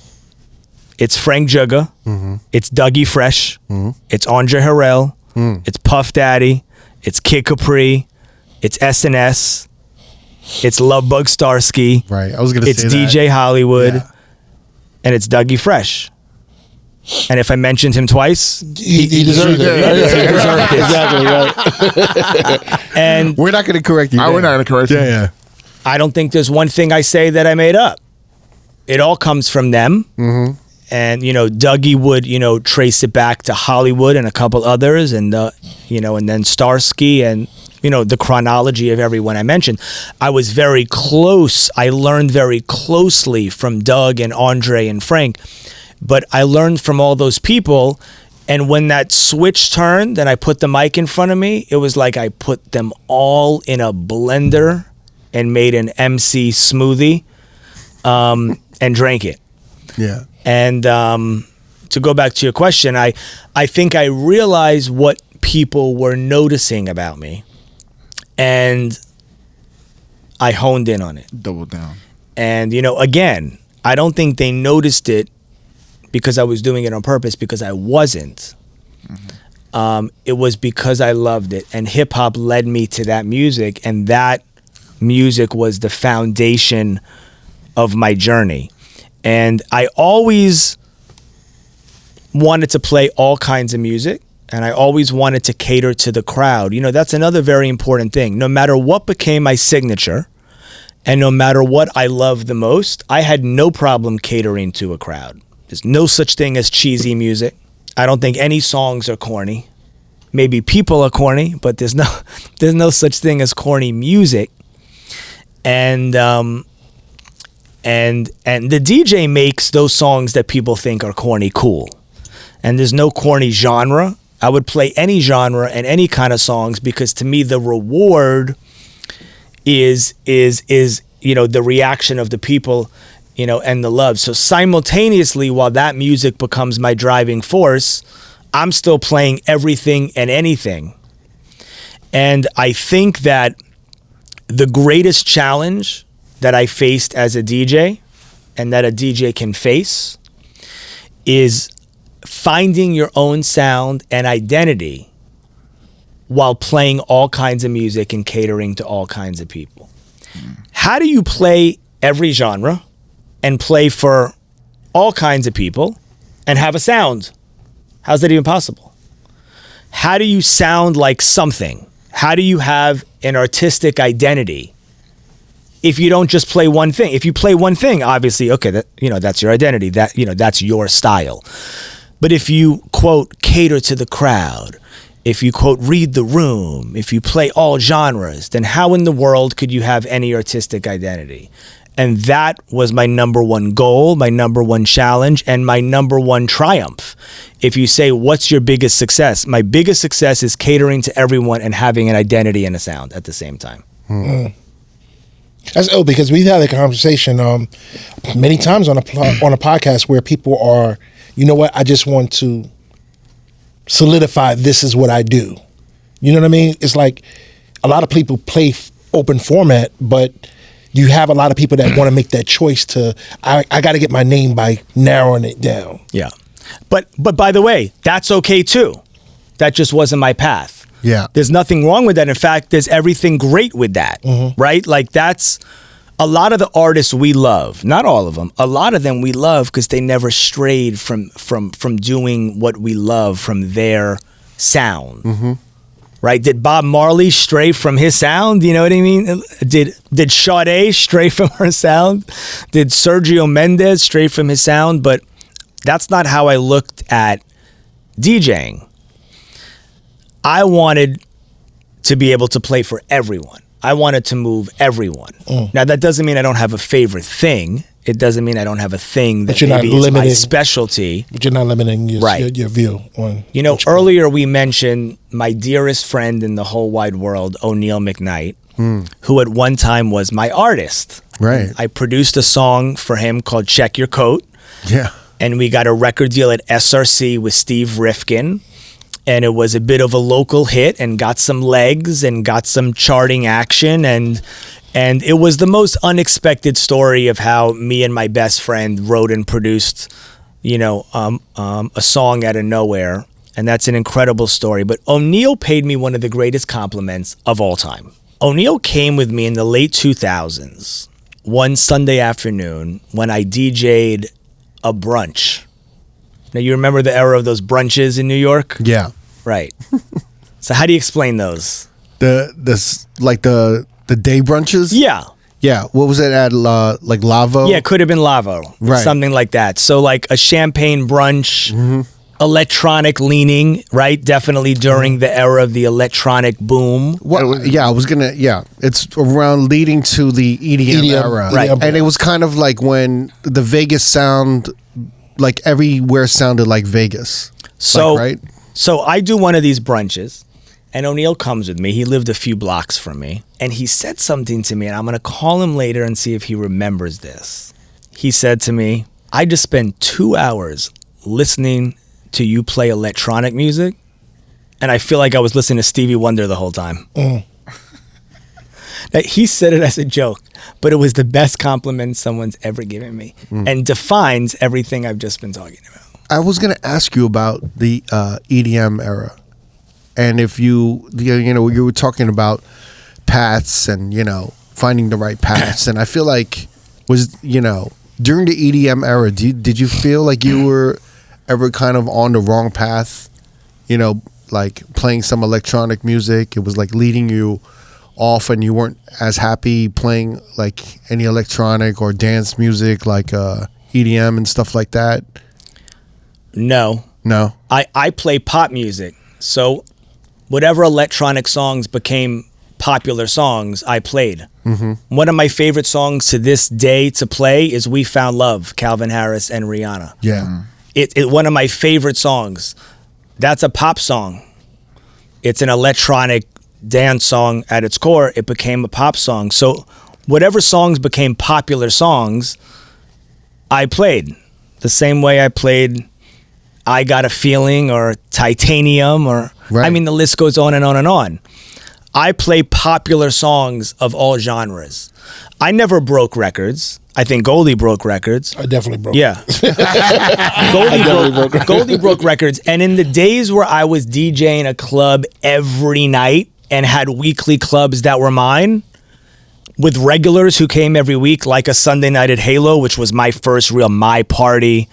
Yeah, there might have been new songs that people heard me playing first because they came every week and I was on from 10 p.m. to 4 a.m. But I don't give myself credit for breaking one record. Was there ever an era of music that... I mean, we could talk about you and Outkast. Was there ever an era of music that you just hated, or you just hated playing? No, I never hate anything. I always played songs that were popular. I mean, there's always songs and eras that touch you more than others, mm-hmm. for sure. And sometimes you don't realize what touches you until years later. I don't know if when "We Found Love" came out, I would, say this is going to be one of my favorite songs of the past 20 years, but it is. Mm-hmm. I play it all the time. Yeah. Not for crowds that I don't think care about it, but a lot of crowds that I play for do care about it. So no. I mean, from hip hop to electronic music to what we considered as pop music, anything in between, there's songs of every genre that I've pulled and incorporated into my repertoire, but I've never thought of myself as obscure. I've never thought of myself as breaking songs. I enjoy playing songs that get a reaction. So, and as time has gone on and my set lengths have become shorter, I have fewer minutes to make that impression. So you have to. So every song has to react. So if I thought I didn't break records in my 20s, I definitely don't break them now. But, some would say, well, that's a DJ job. It's some DJ's job. It was never mine. I was never a scratcher either. I felt my transitions were powerful, but I was never scratching. That was just never my specialty. I'm very curious. You're still using Serato, right? Yeah. You've never thought about switching over to sticks? I've thought about everything. Yeah. I haven't done it yet. Any technological transition offends my nature. Like, I don't want a new microwave. My microwave is from 1987. And it does the job fine. I got an air purifier after the fires. It has one button on and off. I don't want to learn new electronics. But you can confirm this at the concerts. At the concerts, you are using sticks, though, right? You are no. At the concerts, I'm triggering the sets from a computer, but I have everything back to. At the concerts, I have 2 computers and 2 flash drives that have all the same things, and I can switch between them. Yeah, because you work onto a laptop. So wait, yeah, I'm using a laptop at the concerts. Yeah. So when you're doing the pass the mic, you're DJing live? Are you talking about TV show or concert? Both. The television show Pass the Mic has very little to do technologically with how a Pass the Mic concert runs. So it's 2 answers, and I guess I'll try to give you a short answer for both. Each of the 10 episodes of Pass the Mic, the 3 homegrown and the 7 television, took 2 months to create. Yeah. There was nothing live about it. It was taped. It was meticulously edited, and it was aired. Even before BET, when I was doing the first 3 episodes alone, with just me and my editor, with no cameraman and no microphones and no lights. It took about 2 months an episode to make.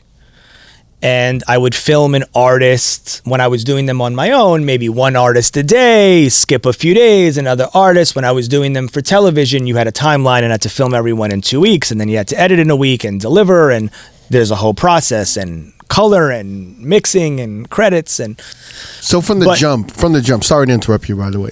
So from the jump, you're curating the music first and then getting the artists later. So for every episode of Pass the Mic, yeah, including the first one, I had some kind of theme. Now, of course, every genre or era overlaps and spills into the one before and after. There's no neat way to define eras of music, but I had a theme. The theme of episode 1 was classic R&B, the music we've been talking about that inspired so much in my career. The second episode was the golden age of hip-hop, early 80s to early 90s, primarily New York-based, not all. Episode 3 was New Jack Swing, but so many songs we could argue about, do they fit? But generally, that was the theme. The fourth episode was for BET, and it aired in conjunction with their Soul Train Awards. And so I wanted to go back to that kind of first episode, but make it all up-tempo, party R&B classics of the 70s and 80s. The second episode for BET, which is now episode 5, was like a, again, it's so hard to define them neatly. And I never use these phrases in the promotion of them. Never. I refused. And I told BET, we can never mention the genre. We can never say classic soul or New Jack Swing, because we know as music people, nothing fits perfectly. And right. I never wanted to go there. But the next episode, if I had to say, was kind of like a mid-90s R&B. All the hits of that era. And then the next show was a show we did to air on Mother's Day. So I told BET I want to do a show that's all ballads. It's the Quiet Storm show. And they said, but you're a party. You're the party. How are you going to make ballads a party? I said, watch how we make ballads a party. And we did, all ballads. Patti LaBelle jumped it off. Patti LaBelle started it, Gladys Knight closed it. The next episode for BET was the Soul Train Awards of the next year. So it was a continuation, but very disco focused. But again, a word that people would argue. The next episode was a reggae edition, and there was a little pushback. That was amazing. Whole reggae, thank you. Whole show reggae. And then the final show was in conjunction with the Hip Hop Awards, and this was my show to bring it to that New York era that I grew up on. All the Wu-Tang songs and Mobb Deep, and got so many members of Wu-Tang and so on, and closed the whole series with Ice Cube. So every show had a theme. After 10 episodes, the show had featured 220 artists. Crazy. What the fuck? Earth, Wind and Fire, Gladys Knight, Patti LaBelle, Charlie Wilson, Hall & Oates, New Edition, TLC, SWV, En Vogue, Run DMC, LL Cool J, Rakim, Big Daddy Kane, Naughty by Nature, Salt and Pepper, Missy Elliott, Wyclef, Sean Paul, Shaggy, Supercat, Wu-Tang Clan, Busta Rhymes, Ice Cube, and so many more. Fuck. That was impressive. I thought you was going to do all 200 just now. I can't name all 220. I don't know. I was like, God damn. I would have gone and grabbed the water. I was going to say, Episode 3. So it starts with a theme, and I open up iTunes, I make a playlist, Pass the Mic, episode 1 or episode 2, and I put my dream master list in the playlist. Now, I know I'm not going to get everyone. Right. Some people won't be interested, some people won't be available, and with the BET specials, I knew I couldn't get everyone because I had a time limit. My first 3 shows were 30 minutes, 43 minutes, 47 minutes was the longest one. I could do whatever I wanted. There was no time limit. I made an episode and I put it on YouTube. I did a little premiere party where I DJ'd live before I aired it to get people in. And it was like a live premiere, but it wasn't live. Right. Yeah, it was never live. It was everyone thought it was live. It was never ever live. It was never fake to be live. It was a meticulously edited. I think people who know TV or editing and filming, they knew it wasn't right, but live. that's most people don't. Yeah. I thought it was live the whole time. No. I saw it and I was just like, holy shit. The way he put it all together to make it look live was really ingenious. Yeah, it was. And even the conversations of like, you know, hey Patty, or like, you know, like, like, you know, hey Rakim, are you ready? Yeah, I am. And then like, Redman, are you ready? Right. That, And you so know. what you hit your head on Yeah. is as important as your question about the technology of it. Yeah. So once it became a TV special, I have to deliver a show that's 19 and a half minutes. 30 seconds credits and 20 minutes commercials. Now, there are 60 frames in a second. You cannot deliver a show that's 19 minutes, 30 seconds, and 1 frame. They will send it back to you. So, as the shows develop, as the artists say yes, as I put a song in, take a song out, I have to be assembling these songs so that the intros, verses, and choruses magically end up at 19 minutes, 30 seconds, and not a frame over. Right. Without cutting off someone in the middle of a bar, without making an intro 3 bars. Like, have we ever played an intro for 3 bars? Right. Somehow it almost just magically always happened. I'd honestly like to take credit of being math. I would get to the 9th inning. I would be getting close to the end, and I knew I was around. And then I would sit down and start calculating, and it would be within like 6 frames. It was like the whole thing was a magical miracle that these shows happened. And every time I'd say hello to someone and they had say hello back, there's only a certain amount of time you can do it. So sometimes you get people that are like, "What's up, Cass? I'm coming to you," like, you know, and they go over themselves. So, Right. so you had to structure it. So suddenly I became, you know, obviously the host of the show, the creator and the host, but then I became the director because I'm directing the artist. So I always had a live stream that I could see them and they could see me. Forget what it was. Now we use Zoom and Google Meets, but it doesn't matter. Back in the day, they'd be like live via satellite. Remember in the 80s and 90s? Doesn't matter what it was. It was a live stream for me to see them to see me. And then we recorded them for real. Before the specials, it was webcams. After, it was a cameraman in the house. Yeah. Or the studio or the restaurant or wherever they chose to do it. But once it became a TV show, I had one caveat to the deal with Jesse Collins, super TV producer, producing the Super Bowl halftime show next week and just produced the Grammys. And so he was the producer and he was the middleman between me and the network. And I had one kind of thing. I said, I do not want to change the show. I have to make the same show I just made 3 times with different artists and different songs. We can have a better camera, we can have a better microphone, and we can have better lights, but it's my same editor, and I'm doing it the same way. And if you guys want to come on the live stream, you got to hide. I can't have everyone talking. You know, you got to hide, you know, like in the chat, so to speak. No video, no audio, mute yourself, block your video. We got to hide because I have to have the intimate personal connection with the artist that I always have. So there was never anyone else. So I became the director. And then once it was a TV show, we started to care about the way the rooms looked. Production value.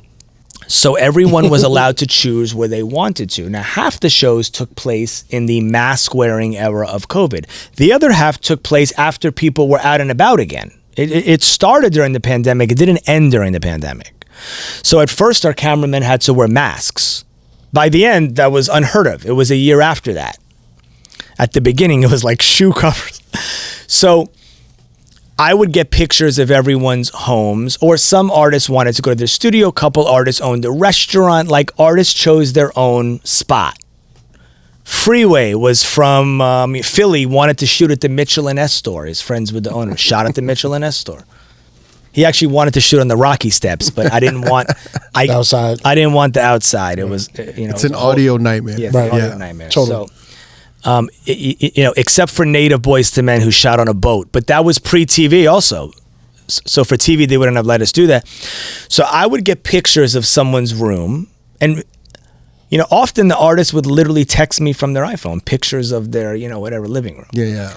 And I would plan how I was going to set design the room before the cameraman got there. Now, even after COVID, I told everyone only one cameraman. The network wanted to change it to a multi-camera show. You guys have 3 cameras. I only ever had 1 camera. They said, but now we can have the people in the house. Let's cut to the left, cut to the right. I said, but that's not the show. The show's going to lose the intimacy. You have to see the person and see me, and the only way to edit is to go to them or go to me. But we can't go left, we can't go right, and we're not changing the show. So I had to set this. So I became the set designer. So I'd be on the phone with artists or their wives or their husbands and being like, so I see you have 2 amazing palm trees in the corner. Could you move them and center the couch between them? And this is what we did. And, on occasion, if I didn't love what I saw, I had my cameraman stop by Target. He brought palm trees and he brought, I sent flowers to Patti LaBelle's house. So they'd be in the background. Her house was gangster. You could have shot in any corner of Patti LaBelle. She had so many living rooms and gold fixtures. Wow. It was amazing. But Stephanie Mills was on the road and shot at like an airport hotel. Because it was the only time we could get her to meet my deadline, and we dressed up that Hilton conference room like you've never seen. In terms of the music, because I totally skipped your question. No, it's fine. I edited the segment of the song that we were going to use, and that's what the artist heard with an 8-bar click. Got it. And then I put it together later, but I knew what the transitions would be. Right. So you got to understand, like, I never recorded more than we were going to use. That was one thing the network said was crazy. They said you might as well get the second verse, because if you lose an artist and you need more time, you have it. And I said, no, it's a 1-verse show. I'll just find someone else then. I was a little stubborn. I really wanted to keep what the show was. Only the first and last song would get a second chorus or a bridge to bring it home. So the artist would hear an 8-bar click and they would do their part, that part that ended on the show. And when I assembled it all together, I had to remember, if I let the song go on the left, that 2 days later when I filmed the next artist, I had to release the next song on the right. And that's where my anal DJ-ness came in, because when I watched it back when I was editing, if I released 2 on the left side, I would go back and reshoot my part, because I would not allow it to be authentic. Right? Yeah, but DJs are watching. Yeah. We would have been like, look, I gotta be honest. He's not DJing. DJ Twitter would have been like, yeah, this is fake. Cassidy ain't DJing. Huh? But that would have been true to some extent. Yeah. I wasn't DJing. I was making a TV show. Right. There was no element of that was. I never dropped the next song. No. I pieced the songs together in Premiere, which is a video editing tool. It wasn't Pro Tools. We edited the transitions that I would do if I was DJing. The song was played from my computer that had nothing to do with the CDJs on the show. I clicked it with a mouse, and then I waited to hear the 8 bars, and on the 9th click, I dropped it, but the drop wasn't real. It was already coming, because if I dropped the click, then my hand's not dropping the song. And you couldn't drop the song because they wouldn't have enough leeway. So the song was triggered from a computer, and that was for show. Right. And then I put it all together. None of this, and then if I assembled the show, and it was 19 minutes and 32 seconds, or there were some cases I was 15 seconds short. Now, you're not going to get someone to do a 15-second piece. I remember sometimes I was a minute short, and I got another artist in the 9th inning to do a minute. And then how do you plug that in? You just have to re-edit it. Well, yeah, I look at the theme. I say, okay, what artist is going to pick up the phone for me and is going to know the show and not, have 100 questions and trust me, and I know him, maybe he's done the show, but only 4 people did the show twice.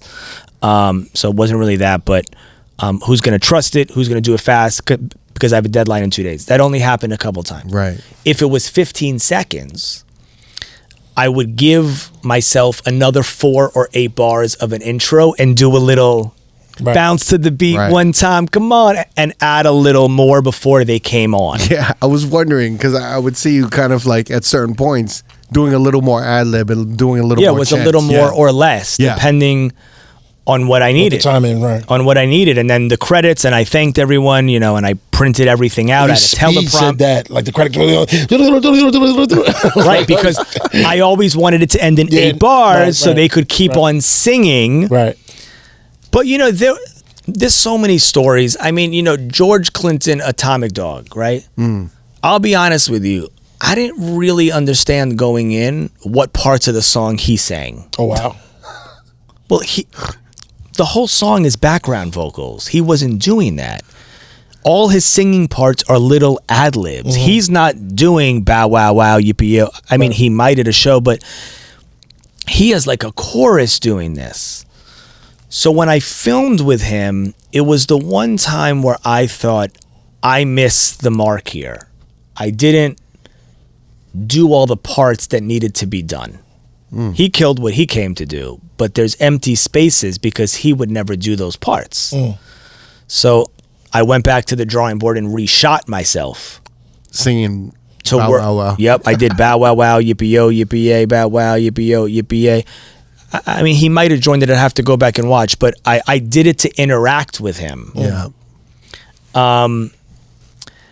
And you know, there's tons of secrets. My favorite performance of all 220 people was Gladys Knight. If you go watch her close the Mother's Day show, her closure of it is, I got to go. I got to go. Hey. Yeah. So she was just magic. She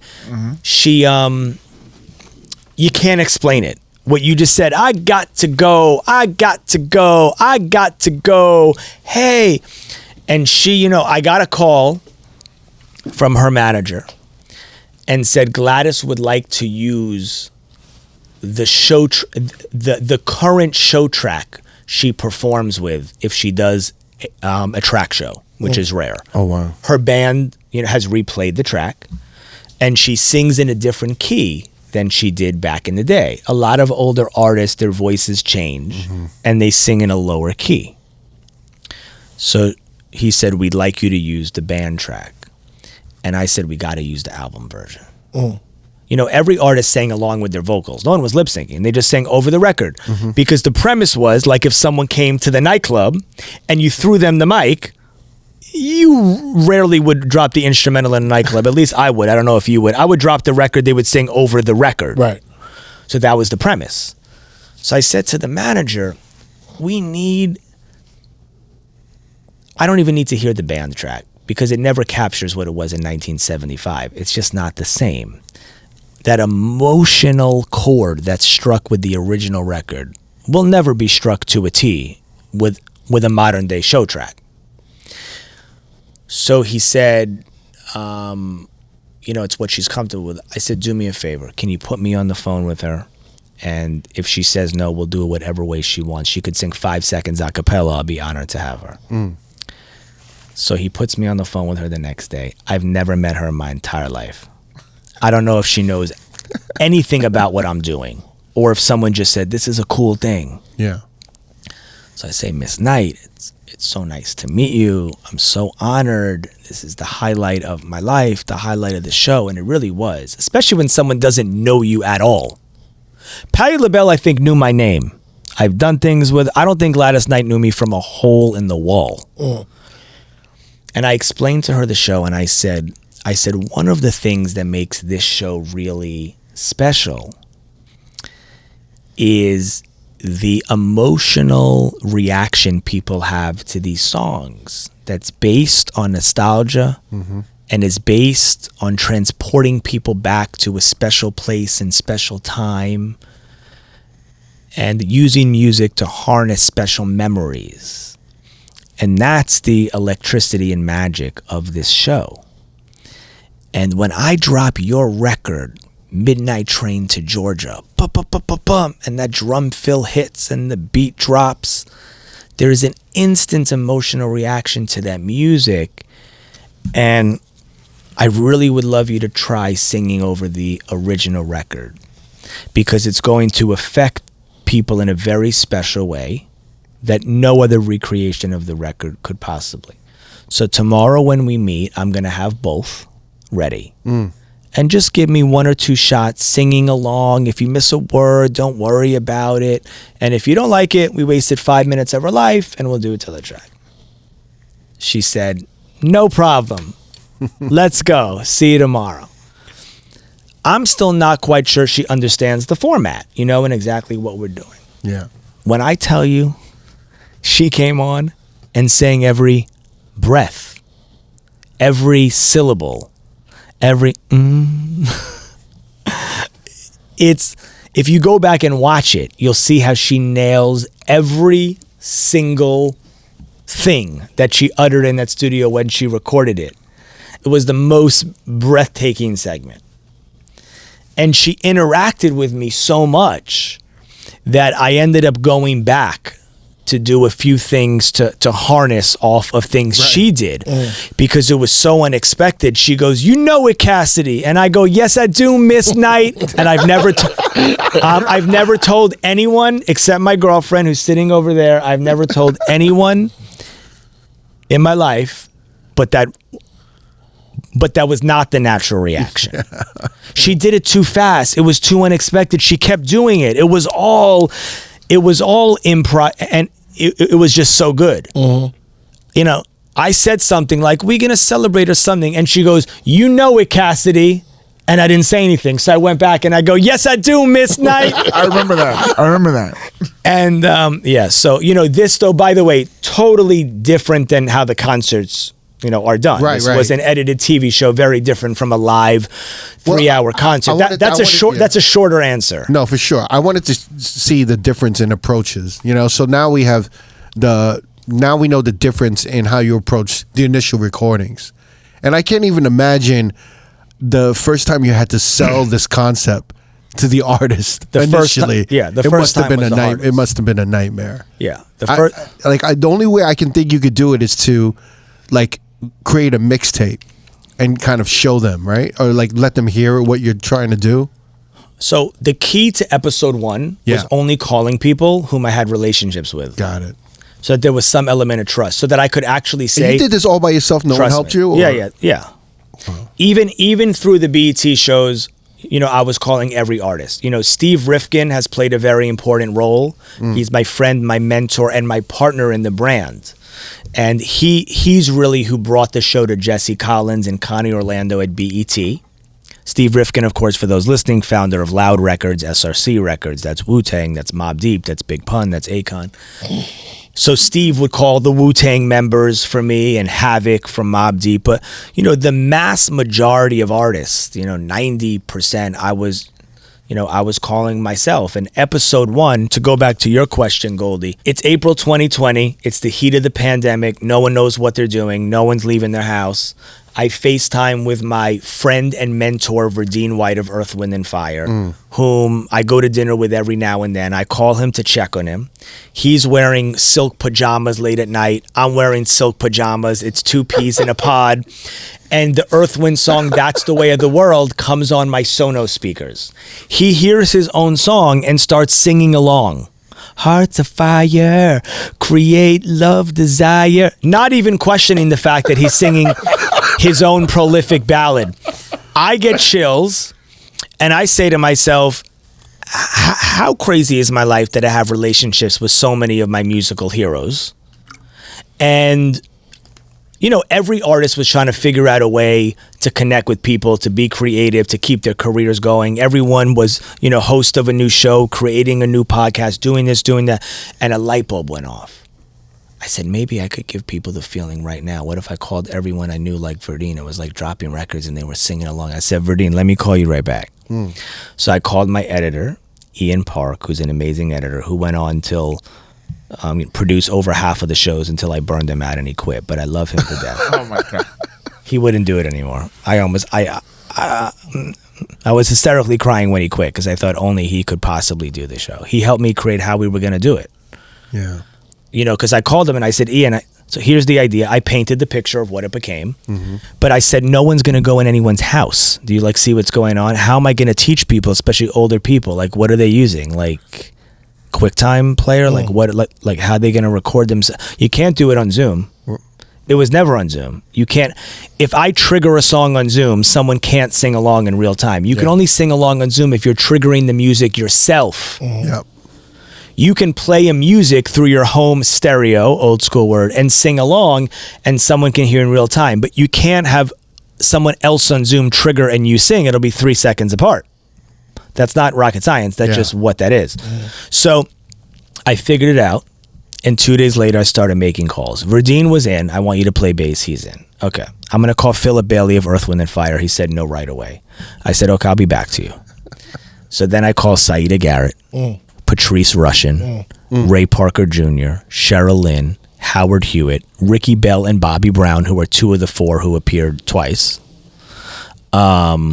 They were a little later era, but again, I was just trying to call people I knew. I didn't really care that Bobby was somewhat of a different era than the rest of the artists. Just like if you're an R&B artist and you like pick up my call, I was calling you. And I sequenced this 30-minute episode from like ballads to Quiet Storm to up tempos, and tried to get a lot of people. Couldn't get a lot of people, but everyone I got said yes right away. And the key thing was knowing them. I had to know, like I actually knew them, so I could say, trust me. So when the whole thing was done, when I recruited everyone, I wanted the song that inspired the whole thing to be the first song, which was That's the Way of the World. Earth, Wind & Fire. Hearts of fire, create love, desire. So you know how many people told me in my life that I was fucking crazy? They said, you're getting Earth, Wind & Fire and you're not starting with September? They said, you start every party with September. You have a whole routine to September. That's your song is September. How can you not start with September? I said, because we're not in party mode now. The world needs to be inspired. You need emotion. And this song that inspired me is the song to set off the entire episode. Everyone said, you're crazy. Never going to get them again. They're never going to do September. I never went back to them, but they said, this is your Earth, Wind & Fire time. You got the biggest R&B group of all time to set off your fucking webisode, and you're not doing September. And I said, no, we got to do That's the Way of the World. So I called back Philip, and I said, look, I want you to sing your part or Maurice's part or both parts. I don't even know how it's split up. You're doing the falsetto, just whatever you want to do, one verse. And I worked him, and Verdine worked him, and his daughter Trinity worked him. And I said, Philip, do it with me, and I'll send you the clip. I'll text you the MP4. If you don't like it, I'll erase it. And he did it. And that was the first song on the first episode. Wow. And look, that was it. You have Earth, Wind & Fire setting off the first episode. It was like, okay, second episode, who's going to start at Run DMC? I mean, it just had to, build and build and build. And that, that's how it started. And so Earth, Wind is like, Yeah. I can't tell you how Verdine and Philip are like in my heart for life. They also played on my first single of all time, Calling All Hearts. I mean, they've been there for some of my, whopper of ideas. What is your dream pass the mic person, dead or alive? Who never took part. Who never took part. Stevie Wonder. I tried to get Stevie Wonder several times and never worked out, and I think it's still in the future for a live show. What would be the song that you ask him to do? It's a very good question, and it would depend on the circumstance. You can't answer it till you know what it is. Wow. You can't, I have to know what the occasion is. Like Earth, Wind, no one could tell me we were doing September. And DMC wanted to do It's Tricky. Wow. You couldn't tell me we weren't not doing Sucker MCs. Run was down, I don't think Run had like he was down. He believed in the first episode. He's, hero of mine that I've also developed a friendship with. He actually performed that night too at Chinjun. He had the album out at that time. He did not perform at my 26th. No, not at my 20s. It was another party. He did perform. No, he didn't. He did perform. He didn't. He did. He didn't. It was another 10 June party. It wasn't that. It was. Do you think I'm forgetting my favorite? He performed. I was there. He performed. Okay. We might have to discuss this offline. Check the VHSs. Yes. Cue the camcorder. He did a joint from his album, The Reverend Out. I think it was a different 10 June. It wasn't. Okay, we're gonna have to discuss. Well, you would choose Stevie Wonder over MJ?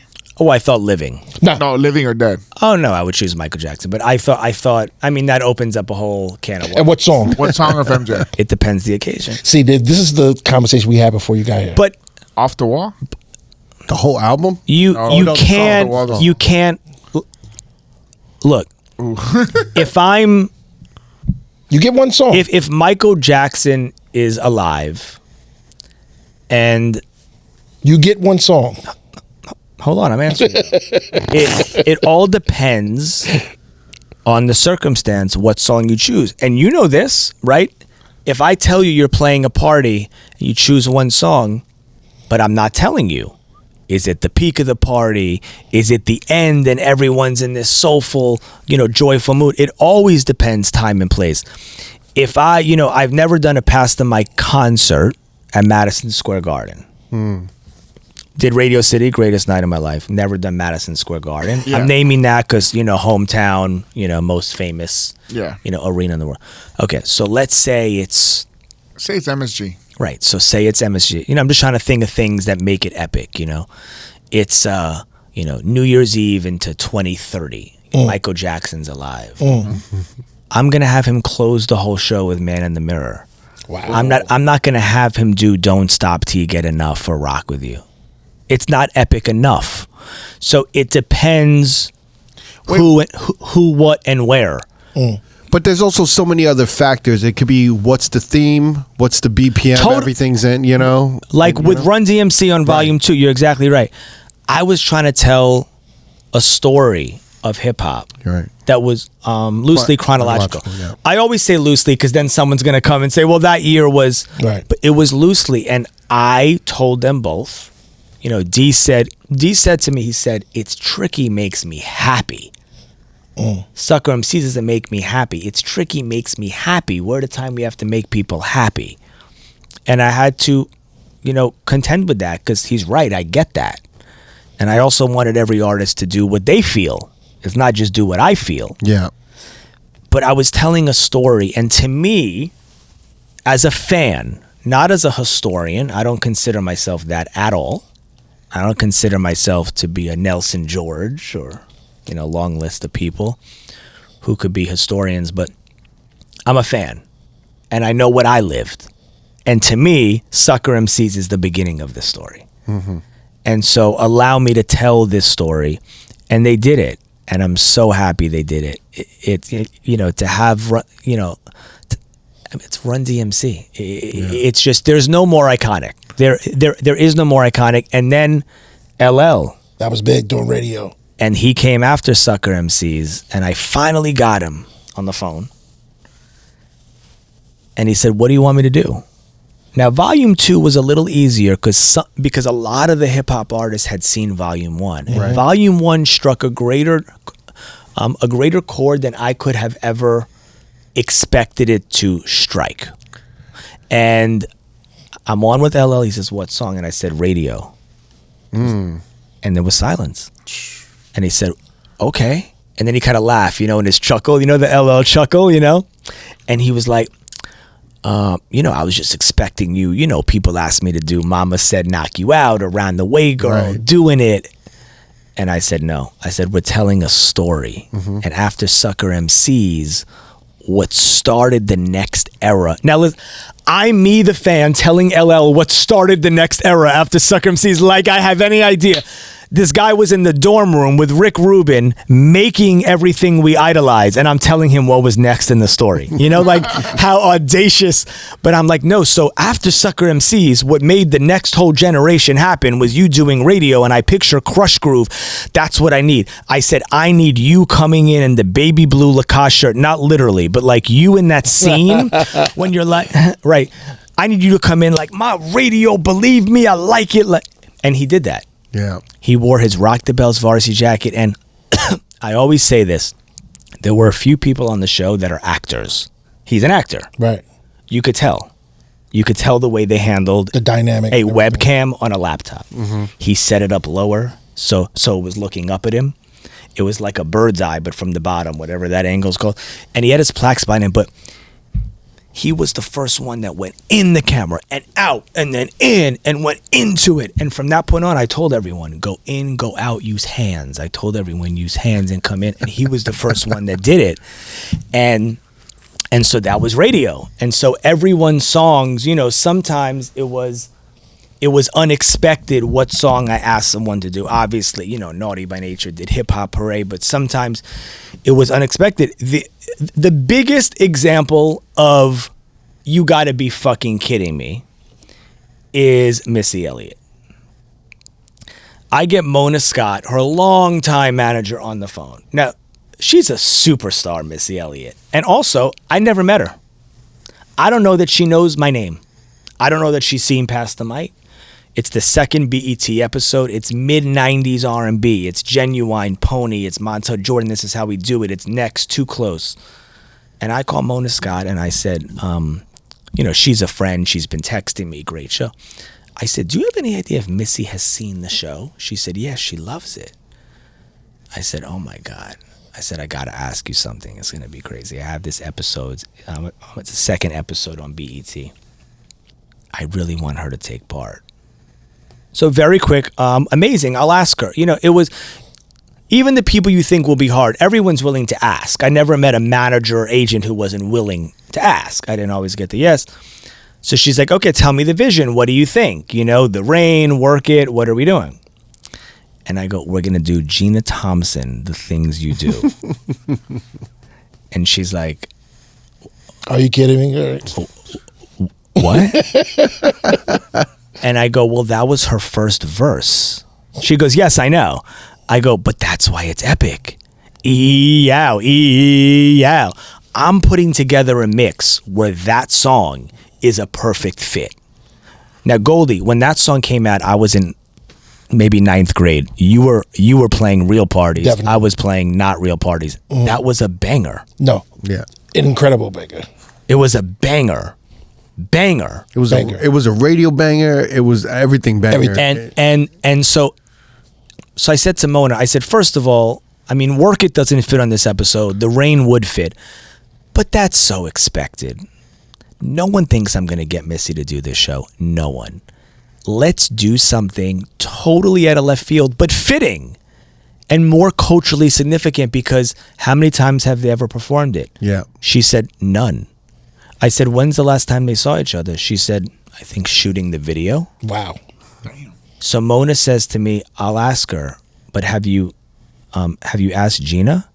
I said, no, I have to find her. I said, do you know where I can find her? She said, I have no idea. So she said, you need to find her before I bring the idea to Missy, in case Missy loves the idea and you can't find Gina Thompson, and you're telling me already she has no Facebook and no Instagram. So ultimately, Bow-Legged Lou of the group Full Force, who became, two people became my co-talent bookers in crime, which was very unlikely people. It was Bow-Legged Lou of Full Force, who, for those who don't know, is the guy at House Party goes, I'm going to kick your fucking ass, but was the star of the group Full Force, who produced Lisa, and DJ Chill Will, who's Dougie Fresh's longtime junior high best friend. Really? I called them for a couple hookups and they became my crew. And when Jesse Collins and BET said, we have a talent booking team for you, I said, my talent booking team is Bow-Legged Lou and DJ Chill Will. Amazing. And they got credited on every show, and everyone I didn't know, every number Dope. I had. They're so beloved. And so Bow-Legged Lou, he gets so committed. He won't go to bed until he posted on Facebook, everyone, I'm looking for Gina Thompson. And he found her, and she had a career as a nurse in Delaware. And I got on the phone with her and I said, when's the last time you saw Missy Elliott? She said, when we shot the video. Wow. I said, well, if I can get her to do this with you. She said, come on. So I called Mo and I said, I found her. And the next day they called me and they said, Missy said she'll do it. Wow, great. And I heard later that they spoke on the phone for like 2 hours, first time they spoke. And Gina now is back in it doing shows, and that kind of gave her like a inspiration. That's great. To do it again. And I don't know if even I'm curious if you realize, Goldie, Missy was the only person to film herself very differently than every other artist. and I was shocked when there weren't more comments about how different it was. And that's the brilliance of Missy. She did it so differently, but in such an amazing way that in the blink of an eye, it was so incredible, but it almost didn't compute the technology that she used to do it. We're going to have to go back and watch that. So Missy Elliott filmed in front of a green screen, and I filmed my living room with and without me sitting in the chair, gave it to her green screen people, and she put herself in my living room. Wow. And if you watch the show, she's sitting on the settees that are behind me and standing on them. And it was so cleverly and incredibly done that you almost don't realize, because it's like she's there, but then you go, wait a minute, no one else was there. So, you know, of course, in true Missy fashion. So anyway, look, I can't call this show a dream come true because I could have never have dreamt this in my wildest imagination. My whole life changed 4 years ago. Yeah. My whole career changed. My whole being changed. Never in my wildest imagination did I think I would spend the past 4 years performing with my hip hop and R&B idols. And then it just snowballed into the live thing. And after the 10th episode at BET, I essentially Took the show said on the road. I don't. Yeah. Yep. I took the show on the road. I didn't want to do anymore. My whole house was a television studio. I had no living room for 2 years. The windows had to be blacked out. The couches moved, everything. People were used to that set. They wanted to get me a set and recreate it. It would have never been the same. Right. I didn't take down the set if there were 3 months in between a show because it was too tedious to put it back in the exact perspective. I lost my living room. I lost the whole house. The whole house felt dark, and it was, I couldn't sit in the chair anymore. It was to a point where my greatest joy in life was becoming tedious. And I had to do something different, and I knew exactly what it was, and it became a live concert. And you know, again, to call it a dream come true, never in my wildest imagination did I think that first episode would be a TV show. Never did I think the TV show would be a live show, that my name would be on a marquee of an arena or Radio City or a Las Vegas residency, and sharing the stage with my idols. It's been an honor to have you here, man. You know, Yeah, thanks for coming. for man. real. Thank you, guys. DJ Cassie, thanks so much for coming through, man. We Thank appreciate you. brother. Thank you for having me. If you want to watch more episodes from R.O.A.D Podcast, click either links on the left or the right. Don't forget to subscribe to our YouTube page and get updated on new uploads throughout the week. Peace.